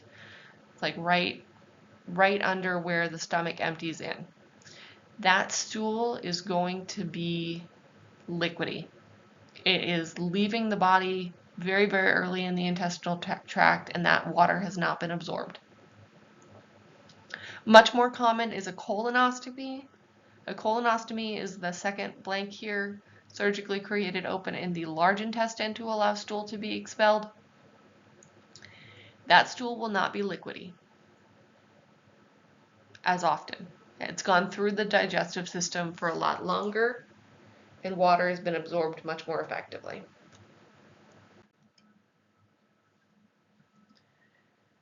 Remember that if a resident has an ostomy, stool and feces are being eliminated through the ostomy rather than the anus. Residents who have an ostomy wear a drainage bag, colonostomy bag, or appliance that fits over that stoma. Proper care of the skin for the stoma is important. Think about moments where you've had, say, if you've had diarrhea. That hurts your skin. Stool is not something you want on your skin. And when you have an ostomy, an ileostomy, colonoscopy, wherever that stoma is, that stool is going into a bag attached to your skin. So make sure that you're applying the proper skin cream that's prescribed for that patient.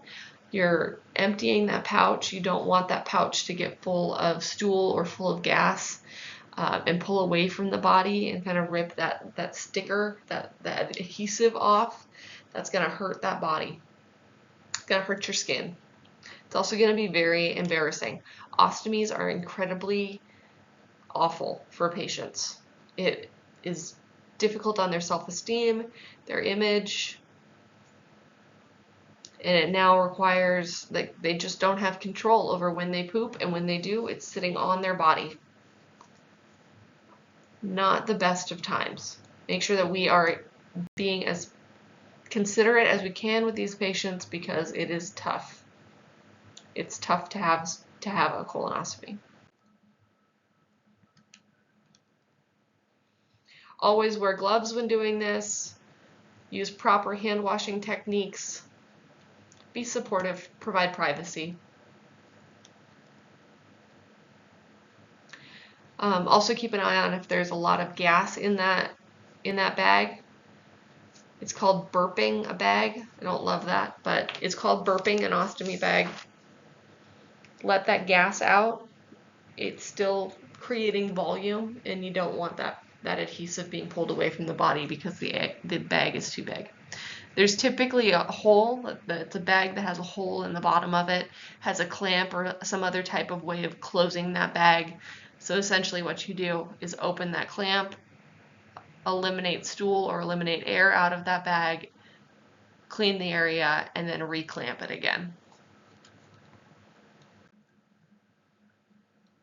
All right, moving on to the endocrine system. Endocrine system is our glands and our hormones. Our glands are the organs that produce and release hormones. Hormones, they always get a bad rep because everybody thinks just testosterone and estrogen are hormones. They're not. Those are two. Those are two types of hormones, but they are not the majority of them. All of our hormones, they are our body's medicine. It's the way that our body communicates. Our organs obviously can't talk to each other. The way that they talk to each other is releasing those hormones and turning each other on or off, like an on and off switch, to do things that our body needs done. So those glands communicate with each other through hormones. Our hormones tell our organs to work. They are our medicine. So very, very important.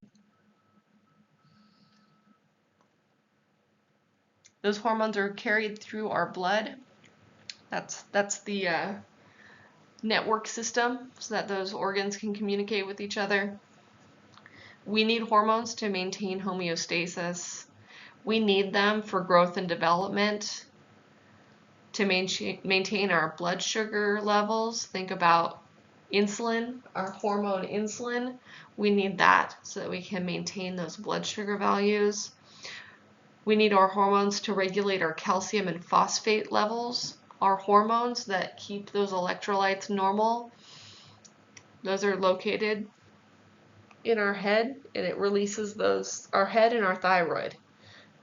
Not that you need to know that for the state exam, but those release whether or not we're putting calcium on our bones or if we're pulling calcium off of our bones so that we've got enough calcium in our blood to have our organs and cells work. Super important. Hormones are incredibly important. They regulate how we reproduce, how fast we burn fat for energy. Pretty much everything is hormones. Here we've got all of our endocrine organs. When I was just talking about calcium, it's the parathyroid, thyroid, and the pituitary glands that communicate that. But all of these do the same thing. Our adrenals help to control how we manage stress, how our body manages stress. And then, of course, down there at the bottom, we've got our ovaries and our testes. Those are also glands that release hormones, and those are much more related to reproductive hormones. They all have a job to do.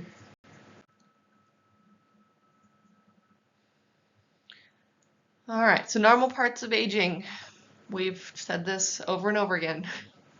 Everything starts to break down. So decreased levels of hormones such as estrogen and progesterone, less production of insulin, less capability to handle stress, physical stress. We can encourage proper nutrition. What we eat helps to make our hormones. Try to eliminate and reduce stressors, offer encouragement, listen to residents, things that are not normal, headache, weakness, blurred vision, dizziness, irritability, sweating or excessive perspiration, changes from normal, confusion, changes in mobility, sensation, numbness, tingling in our arms and legs, weight gain or weight loss, loss of appetite or increased appetite, increased thirst, frequent urination, changes in urine output, hunger, dry skin, skin breakdown, sweet or fruity breath. We talked about that a little while ago. That's our insulin problems. Sluggishness or fatigue, hyperactivity. These are all things that can be endocrine organ diseases.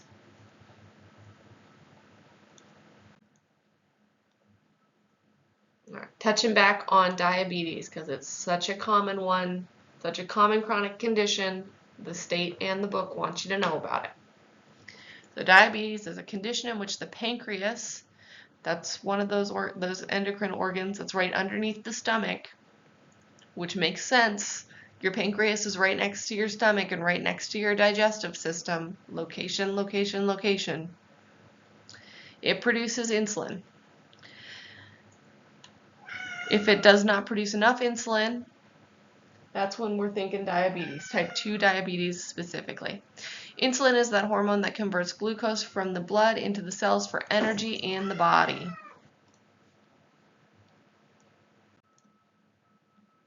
Glucose, that is our natural sugar that we eat from our foods. Prediabetes, that is a condition that occurs when a person's blood glucose levels are above normal but are not high enough to be diagnosed for type 2 diabetes. A lot of people become pre-diabetic before they're diagnosed with diabetes, and it's a good warning that we need to start changing things, whether that be what we're eating or the number of cells, specifically fat cells, that we have that require food.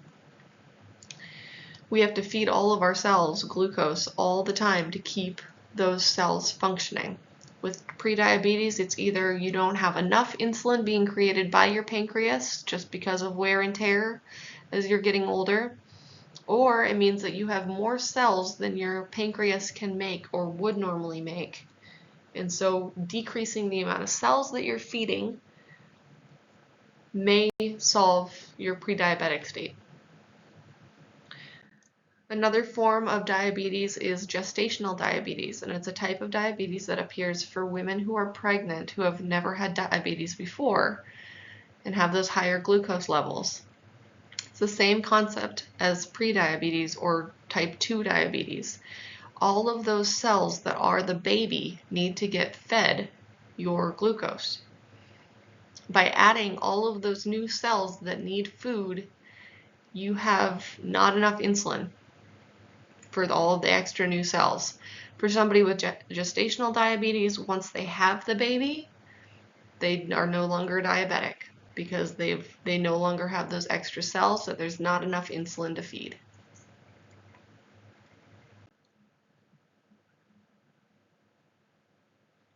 So for somebody who is type 2 diabetic, type 2 diabetes is the most common type of diabetes.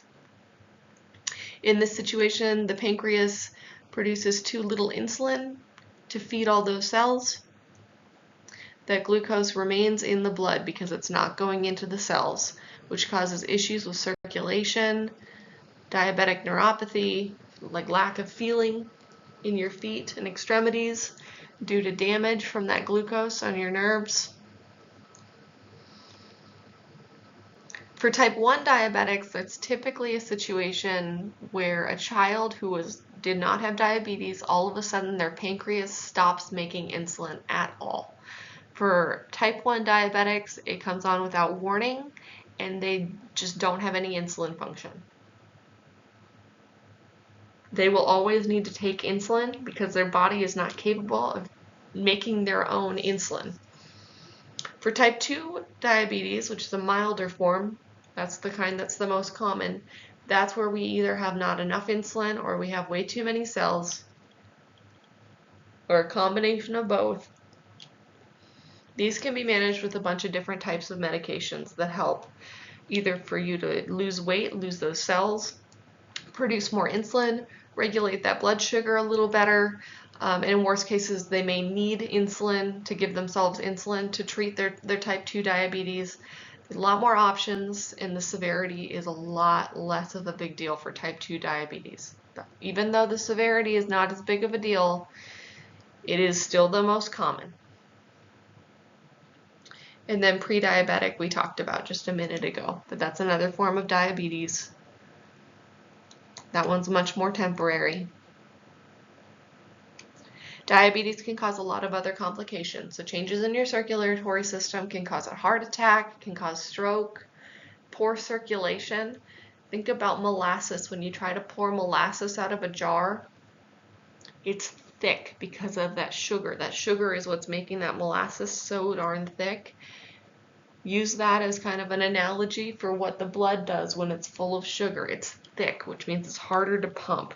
So it's hard on your heart, it's hard on your arteries because that blood is so much thicker. It's hard on your kidneys, the arteries in your kidneys, because there's so many tiny arteries in your kidneys. Same with your eyes. That's why diabetics oftentimes end up with kidney failure, poor vision or loss of vision. They don't heal from wounds very well. So like a snip, just snipping their toenail, if they accidentally cut their skin, they're not going to be able to heal that wound because they can't get blood flow and oxygen to heal those cells because of how thick and slow their blood's moving. Also on the flip side, just to make it the perfect storm, that sugar that's sitting there in their blood has got a lot of fuel for bacteria to grow on. Bacteria loves to eat sugary blood. It loves to spread and grow and multiply. So with their diabetics, that is a big concern, especially with their feet. Always check their feet. They may not feel an injury, and if they go too long with an injury in their foot, it's going to get infected and it's not going to heal. So foot ulcers or infected wounds, gangrene, a lot of amputations happen for our diabetics, especially lower limb amputations. A lot of toes get removed for people who are poorly controlled diabetics. And then, of course, with our diabetics, we're looking for insulin reactions, we're looking for ketoacidosis, high, low blood sugar, because these things no longer self-regulate once you have diabetes of any kind. You cannot regulate your blood sugar the way that your body normally would.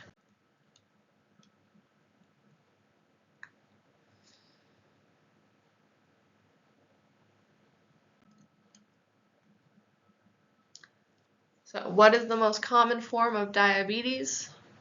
Like we just said, type 2. Type 2 diabetes is the most common form of diabetes. Things that you need to report with any kind of diabetes, though: excessive thirst or hunger. You're thinking about what's happening with not having enough insulin. Your cells, they're starving. They need sugar, they need glucose, and they don't have enough insulin to get the glucose into their cells to use and eat. So that person, if they have poorly controlled diabetes, all of that sugar's in their blood, hurting their body, and all of their cells are starving to death. That's not fun. So you got increased thirst. You got sugar in that blood, and your body's going, hey, we must not be hydrated enough. We need to drink more. There's too much sugar particles in our blood. We must not be hydrated. And those people will drink a lot of water and do a lot of urinating. But it's not going to solve the problem. The problem is they don't have insulin. They're going to be hungry. Of course they're going to be hungry. Their cells are starving, which is going to make the problem worse because they're going to eat. Probably eat some carbohydrates that make more glucose in your blood. Weight loss is going to happen because their cells are dying. They're going to be breaking down fat cells. Their body's thinking, oh my gosh, we're starving. So they're breaking down those fat cells to try to give themselves some fuel. And those fat cells are getting broken down and made into more blood sugar that can't be used. This will get worse and worse and worse until the body goes, oh my gosh, we need to do something about this blood sugar. The sugar in the blood is hurting us. and it'll start spilling out into the urine, especially as those kidneys get damaged by all of that thick, viscous, sugary blood in those arteries. The kidneys start getting hurt. You start getting that sugar coming out through the kidneys. Sugar molecules are way too big to make it out of a kidney normally. That's not normal. So sugary smelling urine, that's a problem. That's a big, big problem. That means that the body's getting super, super injured.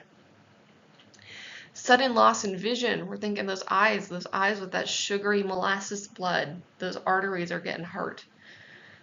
Tingling or numbness in the hands and feet. That's when that gets so bad that it starts injuring your nerves. That's not good. Feeling tired all the time. You're going to feel tired. You're starving. Your cells are starving. You have no energy because you have no glucose in your cells. Very dry skin, sores that are slow to heal because of that bacteria eating all that sugar, not enough oxygen to heal those cells. More and more infections than usual.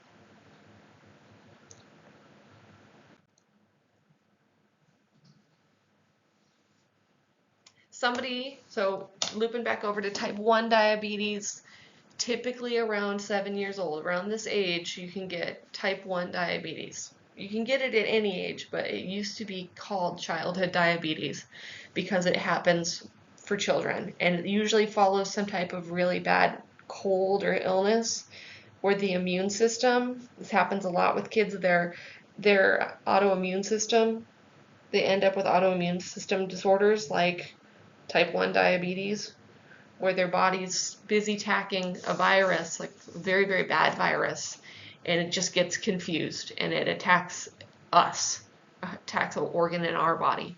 Type 1 diabetes is a situation where the body goes, oh my gosh, this pancreas has got to go. It's a bad pancreas. And there was nothing wrong with it, but that's how you end up with type 1. It's an autoimmune thing. Okay, so for diabetes, follow those diet instructions to a T. That'll be a huge help.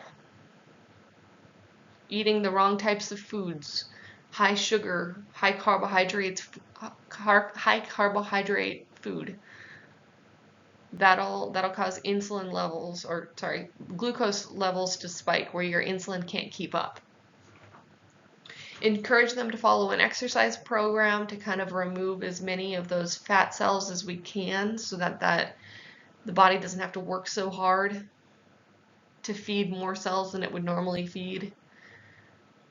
And then, of course, observe their management of their insulin.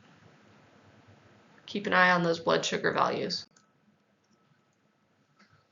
Urine and blood tests will be ordered. Keep an eye on their feet as directed. Do not cut their toenails under any circumstances. That's outside of your scope of practice. It's very easy to accidentally nick somebody, and when you've got that molasses blood that can't move, can't oxygenate those cells, we're getting an ulcer, a wound that can't heal, and they may need to surgically remove toes if they get that infected. Encourage comfortable footwear, breathable footwear, socks made of natural fibers. They need to wear shoes. This is going to be a high yield concept on your state exam because diabetes is so darn common. And foot ulcers are incredibly expensive and happen a lot. So they're going to be asking you as a CNA to be giving good quality patient instruction when it comes to foot care. Always shoes. They need to wear shoes.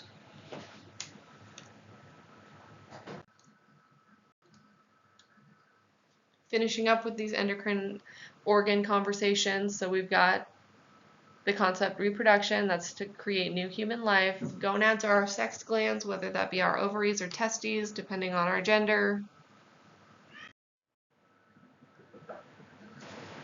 This endocrine system is not very high yield for the state exam. I'm going to go over it, but I would not invest a ton of time in memorizing these terms. So the gonads are the male and female reproductive glands. They produce sperm and ova, which are male and female sex cells. They also secrete hormones. Added little note for chapter 8, just to kind of add some context. Ova, that is the root for egg. So ova, think eggs. There's a test question on chapter 8 that asks specifically about a diet that has ova in it, just so you know that term.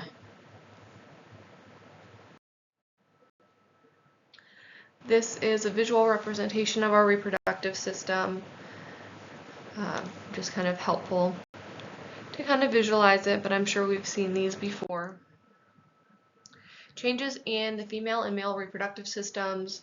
This part is important, especially as it pertains to the aging process. So for females, menstruation will end.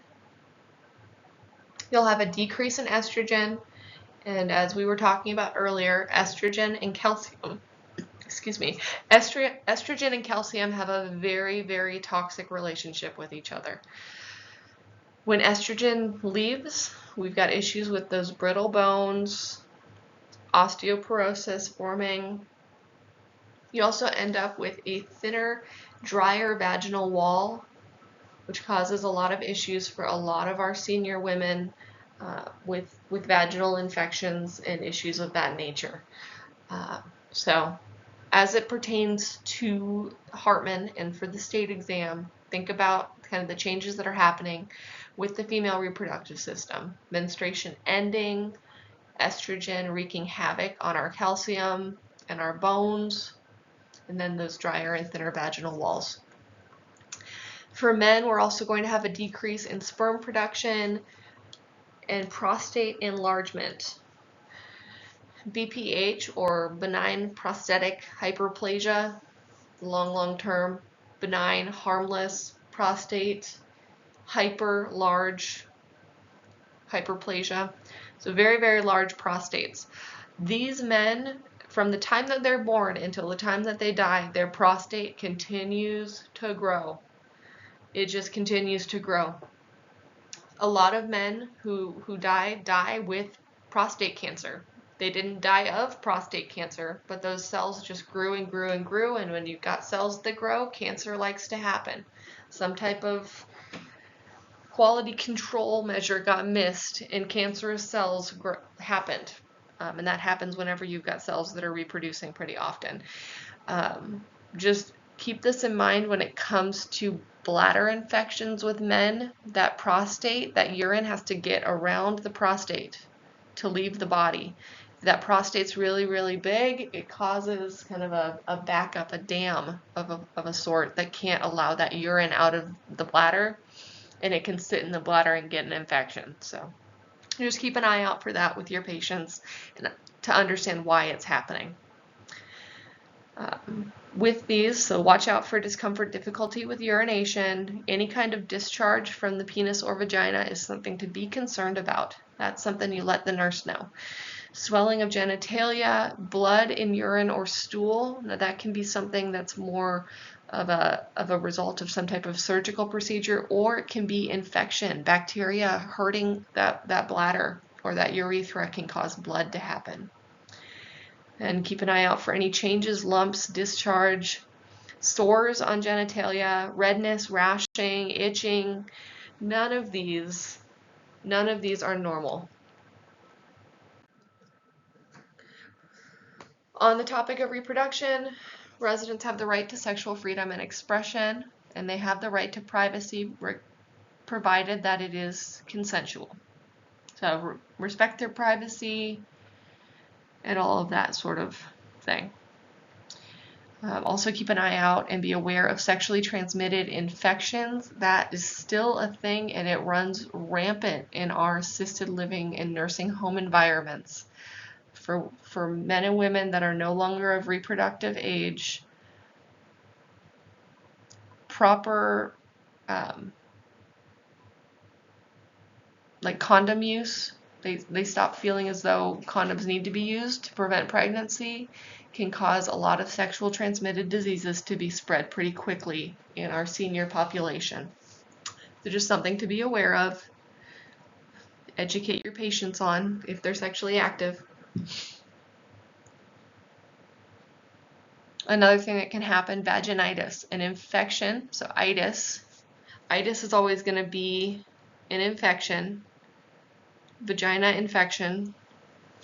These can be caused by bacteria, protozoa, fungal, hormonal changes after menopause can cause these. Any type of discharge, itching, or burning from the vaginal cavity needs to be reported to the nurse so that she can get the correct medication on board. True or false, many men over the age of 60 have benign prostatic hyperplasia. This is, of course, true. That prostate never stops growing. It just occurs. It's much more likely for men as they get older to have BPH. Benign, right? Like if you think like the word benign, think of when they say that the tumor is benign. That means it's not a big deal. It's large, but it's not a reason. There isn't a reason for why. It's just large. Prostatic, prostate, ick, pertaining to the prostate. Hyper, that's high, plasia, size. So benign, prostate, large size. An enlarged prostate, like we were saying, can cause urine not to leave the bladder the way that it needs to. This is much more of a risk as we get older, and it's just something to keep an eye out for with our male patients, especially our older male patients. All right, finally moving on to the immune and lymphatic systems. We have two types of immunity. We have nonspecific immunity. That protects our body against disease in general, and then we have specific immunity that protects our body against a particular disease that's already invaded the body. So non-specific immunity, we're thinking just the basic stuff. Non-specific immunity, we are all kind of built with that on the external part of our body. Healthy skin, so that we don't get infections of our skin, is non-specific immunity. Eyelashes to prevent dust and debris getting into our eyes, non-specific immunity. Earwax to prevent bugs from crawling in our ears or to prevent bacteria from growing in that ear canal, non-specific immunity. We have cells, we have white blood cells that just target anything that is not ourself. That's non-specific immunity. The difference that we're thinking here is specific immunity, and a great example of this is chickenpox. If you had chickenpox growing up, varicella, that's the actual virus, but chickenpox, if you had it as a kid and you have, somebody else's kid or your grandkid gets chickenpox, it's not a big deal for you to go and take care of them. You can't get chickenpox again because of specific immunity. When you have specific immunity, your body is going to identify that virus and go, hey, that one I know, I've seen that one before. It's been tagged already as something to kill right away.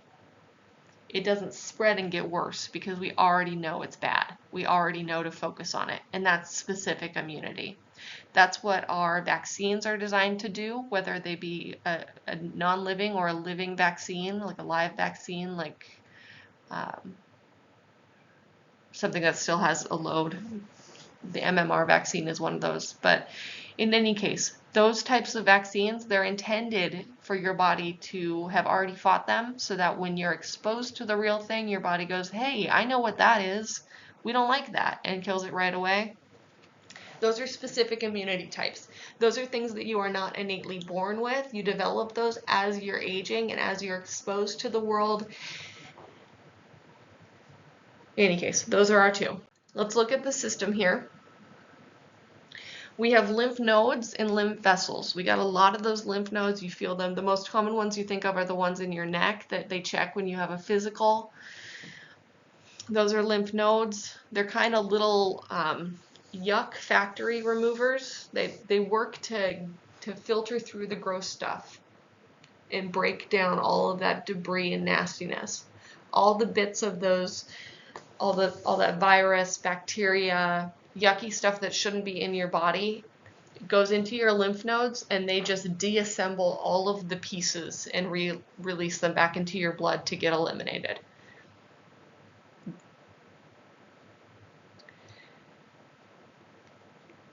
They're essentially like our waste removal services, like our recycling center. They go and break everything down so that it can be used or it can be eliminated. That's a lymph node. Lymph vessels, they follow, like if you think about this and how it looks compared to our circulatory system and our blood, they follow those arteries and veins. They're right next to them, and it absolutely makes sense. They're there to pull that stuff out of our blood system and move them over to the lymph nodes for disassembly and removal. The lymphic system is not really a high yield concept for the state exam. It's kind of outside of your scope of practice to have to worry about it. Hartman specifically wants you to know that lymphatic tissue is clear and yellow in color.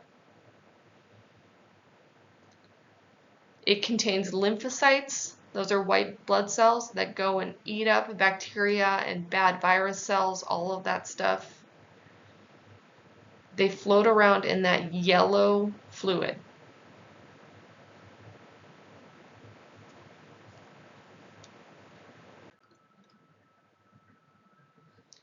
As with all things, as we get older, the immune and lymphatic system decreases in effectiveness.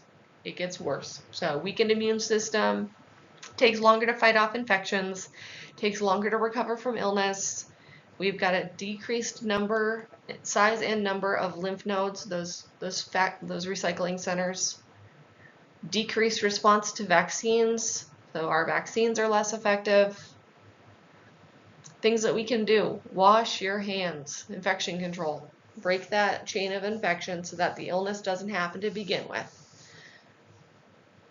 Defense is our best offense for all things cold and virus as we get older.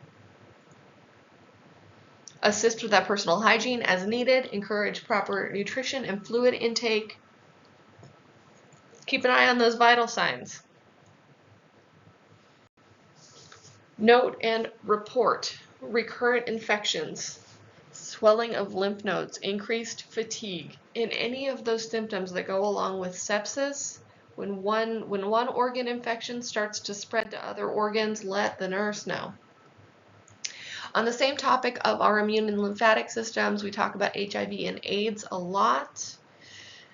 That is an immune disease. The HIV, well, it starts as an immune disease. The HIV attacks the body's immune system. It prevents the body from identifying the AIDS virus on a cell, and then that virus proliferates. Before HIV becomes AIDS, it's in the blood. AIDS is the final stage, and that's when it goes from being relatively harmless. It's there, it's affecting the body, but it's not wreaking havoc and really, really hurting you. Once it gets to AIDS, and that's a viral load number that makes that definition. Once it gets to AIDS, it's the final stage, and that's when AIDS is going to be your cause of death. Initial symptoms for when you have HIV. If you're exposed to HIV and you end up with this horrible, horrible cold that acts like the flu, that's when you acquire HIV. You're exposed to it and it becomes that, you'll have that symptom. So your body's having a huge reaction to that virus. Later stages, it's infection. Infection is going to be what you actually die of at late stage AIDS. Tumors, central nervous system symptoms, dementia, specific types of cancer, all things that can happen. It is not spread in more ways than it's spread. So it's not through air, it's not through water, not through food. You cannot get HIV from a pet. You cannot get it from an insect. You can't get it from a mosquito, for example. You cannot get it through saliva, tears, or sweat. You cannot get it through casual contact. So hugging, shaking hands with somebody, sharing dishes, it's not spread through saliva, touching doorknobs, touching toilet seats. You cannot get it through kissing somebody.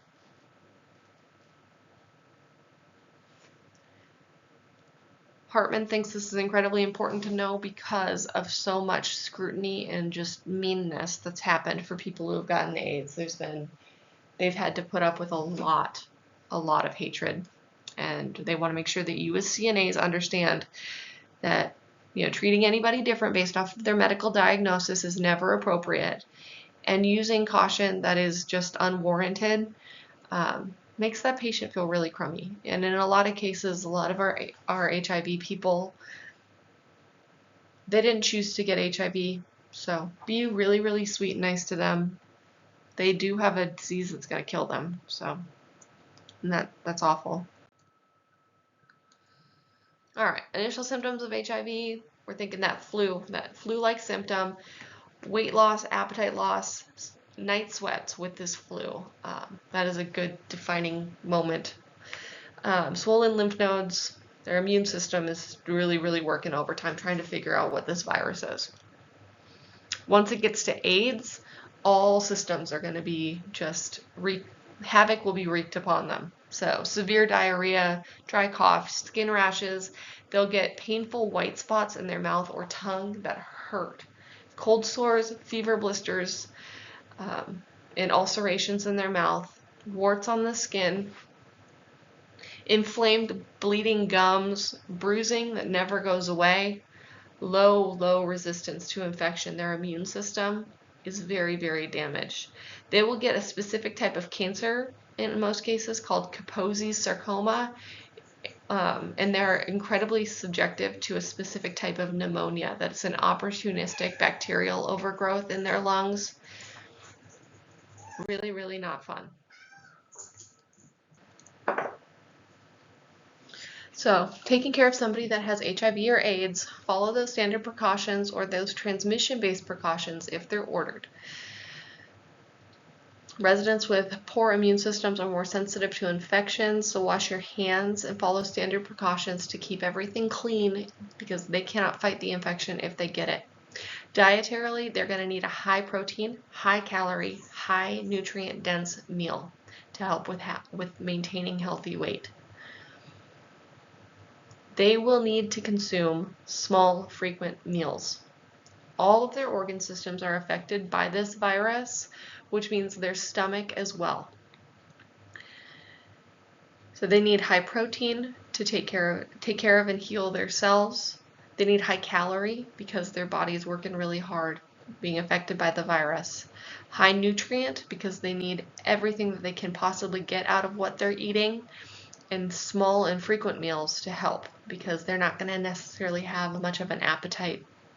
Nobody's really hungry when they're sick, and these people are very, very sick. Some people with AIDS may lose their appetites entirely, so anything that we can do to help promote food intake and fluid intake is super important. They may have infections in their mouth and esophagus, those opportunistic infections that normally wouldn't grow because of a healthy immune system. These people do not have a healthy immune system. Low acid, low spice foods, and no majorly hot or cold foods because their mouths are injured. And hot, spicy food is going to really, really hurt.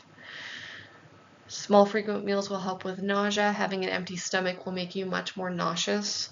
So having something in there to have their body working on. Encourage fluids and salt for water retention. Ensure adequate fluid intake. Diarrhea, as the virus is affecting the GI tract, the gastrointestinal tract. Doctors may order the BRAT diet. BRAT diet is what we go to for any type of gastrointestinal stuff. Those bananas, rice, applesauce, toast. B-R-A-T, BRAT. That can be really, really helpful for anybody who's having a GI issue, but definitely for our HIV and AIDS patients. Good hydration, fluids, water. We want to avoid caffeinated beverages. Caffeine speeds up our gastrointestinal system, and for somebody that has diarrhea, you don't want to stimulate GI motility and movement. You want to let things be low and slow and be able to be absorbed. AIDS people get their own specific type of neuropathy. We were talking about diabetes, where you've got that stinging, burning, tingling, numbness of the feet. Neuropathy happens with AIDS as well. So wear loose, soft slippers, kind of help protect your feet and keep them warm. A bed cradle, Hartman talks about bed cradles quite a bit, so does the state. I've personally never seen one in real life, but it is a type of prop that goes between the sheets and the bed to keep the sheets from pushing on your feet. So be very, very well aware of what a bed cradle is. They may experience anxiety and depression as their AIDS gets worse, and that absolutely makes sense. It is terminal, and anybody who has a terminal illness is going to have anxiety and depression, or be very, very inclined to have anxiety and depression. Provide a safe environment, close supervision of your ADLs. Keep in mind, these guys have very, very poor immune function. So this is one of those situations that if you have a case of the sniffles, wear a mask going into the room, or delegate to somebody who's not sick, or ask somebody else to go in that's not sick. Okay. Great deal of emotional stress. Provide emotional support and encouragement for people with AIDS. All right, transitioning over to cancer. A tumor is a cluster of abnormally growing cells. This happens when the body is making a bunch of cells, and all of a sudden they just make one type. Instead of making all the different types that they need, they just make one type, and it goes haywire. That body doesn't turn off, hey, we need a cell when we need a cell. It just keeps going and multiplying, and that's what causes the tumor.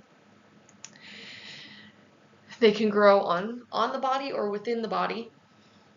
Some are benign, so non-cancerous, or malignant, and those are cancerous tumors. Sometimes you'll get a weird overgrowth of cells and it's not really a cancerous situation. It's just the body kind of goofed up. Other times it's cancerous cells, and that can go bad, and it can go bad quickly. Most cancer is going to show up in areas that get a lot of damage or need a lot of growth and turnover. So for breast cancer, every single month for reproductively mature women, our breasts they're milk factories. They're constantly reproducing all of those cells. Breast cancer is incredibly common because whenever you have a lot of cell reproduction, you run a higher risk for cancer. Our colon and our rectum, those get a lot of wear and tear through the digestive process. The repairing of those cells and replacing of those cells happen often, very, very frequently, and is a dangerous place for cancer to develop. Uterus, obviously, every month through menstruation, we're replacing all of those cells as just part of the reproductive cycle. Prostate's always growing. Lungs are always breathing in toxins and getting rid of those. Our skin is exposed to all sorts of chemicals and sun exposure. Cancer can move. It can metastasize to other areas of the body. That's when we're really concerned. Once it moves, it's much harder to stop it from growing. Different types of cancer. There is some genetic factors that can make cancers much more likely if you have a genetic proponent, so say for colon cancer or for breast cancer. That can make it much more likely that you get that kind of cancer. Tobacco use and alcohol use, those are lifestyle choices, and the only things that we can really do to prevent cancer. You can't control if your mom had breast cancer. You can't control if your dad had colon cancer, but you can control whether or not you smoke or drink alcohol. Those are the only real things, or if you're exposing yourself to other chemicals. Other risk factors, poor diet, obesity, another thing that we can control, lack of physical activity, infections, environmental exposure, and sun exposure. These can all cause cancer. Many signs and symptoms of cancer are similar to the signs and symptoms of other conditions. It's important to observe and report any changes in residence. Stay off of WebMD. It will tell you you have cancer every time. But the signs and symptoms to keep an eye out for: unexplained weight loss. Unexplained weight loss can be because of an overgrowth of cells. It takes a lot of energy to grow cells. So if you have an extreme overgrowth of cells, you may be losing a lot of weight because your body's using all your fat cells to make new cells. Having a fever, fatigue, pain, skin changes, changes in bowel or bladder function may indicate cancer of either of those organ systems. Sores that do not heal are typically concerning. We're thinking skin cancer in that situation. Unusual bleeding or discharge, thickening of a lump in the breast or any other part in the body. Digestion or difficulty with swallowing. Changes to a skin wart or mole. A nagging cough or coarseness in your voice can also be an indication. Treatments for cancer are often used in combination, so not just one on their own. Surgery, chemotherapy, radiation therapy, targeted therapy, immunotherapy. Understanding how these differ from each other is kind of outside of your scope of practice, so I would not put too much energy into it. But I would emphasize how you care for patients that are having this done. Chemotherapy, our chemotherapy meds that we have, most of them we got out of World War II. The atrocities that happened in World War II with those gas chambers, without thinking about it too much, you think, okay, this is, mass genocide and it's bad. The Germans during World War II were creating cancer medication. So those gas chambers were chemotherapy. So if you think about what that did in World War II and what those medications do now when we're giving them, they cause massive cell death. That's how they function. So all of these medications that they do, like surgery, they're removing the cancer cells. Chemotherapy, radiation therapy, they're killing massive amounts of cells. The idea is that they want to kill only the cancer cells, but that's just not possible. They're killing all of the cells, and they do it really quickly. Areas that get affected most highly are the fast-growing areas of your body. Your hair grows really, really fast compared to other cells. That's why everybody getting chemotherapy loses their hair. Our stomach, our GI cells, those are being reproduced really, really frequently. That's why GI, like stomach problems, lower intestinal problems, nausea, that's why those are things with chemotherapy. Just kind of context to help you understand the concept, but differentiating between these I don't think is something that you want to invest a ton of time in for the state exam. With taking care of somebody that has cancer, make sure that you are following infection control guidelines, especially if they're getting any of those cancer treatments done. You don't want to get them sick. They're already struggling with handling their cancer and the treatment for it, which is very, very brutal. Follow those standard precautions and wear PPE as it is required by your nurse or your facility. Also be mindful, they are probably in pain. Cancer is painful, especially when it's cancer is painful when it's being treated. Kind of a peace of mind thing, not on the state test, just so you guys know. Cancer on its own does not hurt. So if you have, say, a lump that if you push on it, it doesn't hurt, that's not a good sign. If it's a lymph node or a lump that's happening and you push on it and it hurts, it means that it's large because it's doing something. That's a good thing. Your body's doing what it's supposed to do. If it's large and it doesn't hurt, it means it's probably cancer. It's not doing anything to cause it to be sensitive. And that's when you want to really worry about it and go and get it checked out.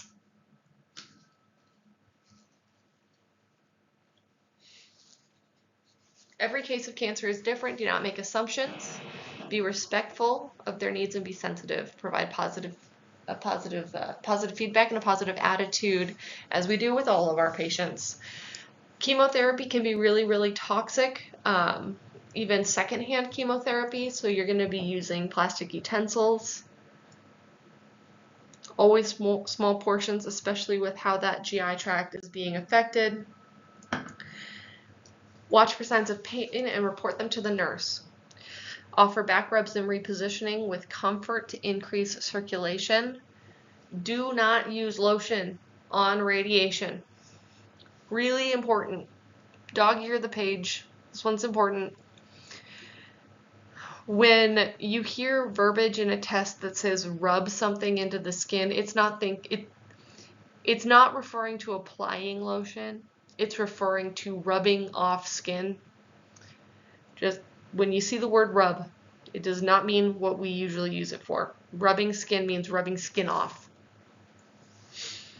For somebody that's receiving radiation, the doctor is going to be marking on the skin. Those markings are important. That's showing the doctor where radiation was applied, where the infection or anything on the skin is. It's meant as a guide to see if we're getting worse or we're getting better. Don't remove the markings. Leave them there. They're supposed to be there. Help residents with oral care often. Soft bristled toothbrush or baking soda rinse can be helpful with maintaining oral hygiene.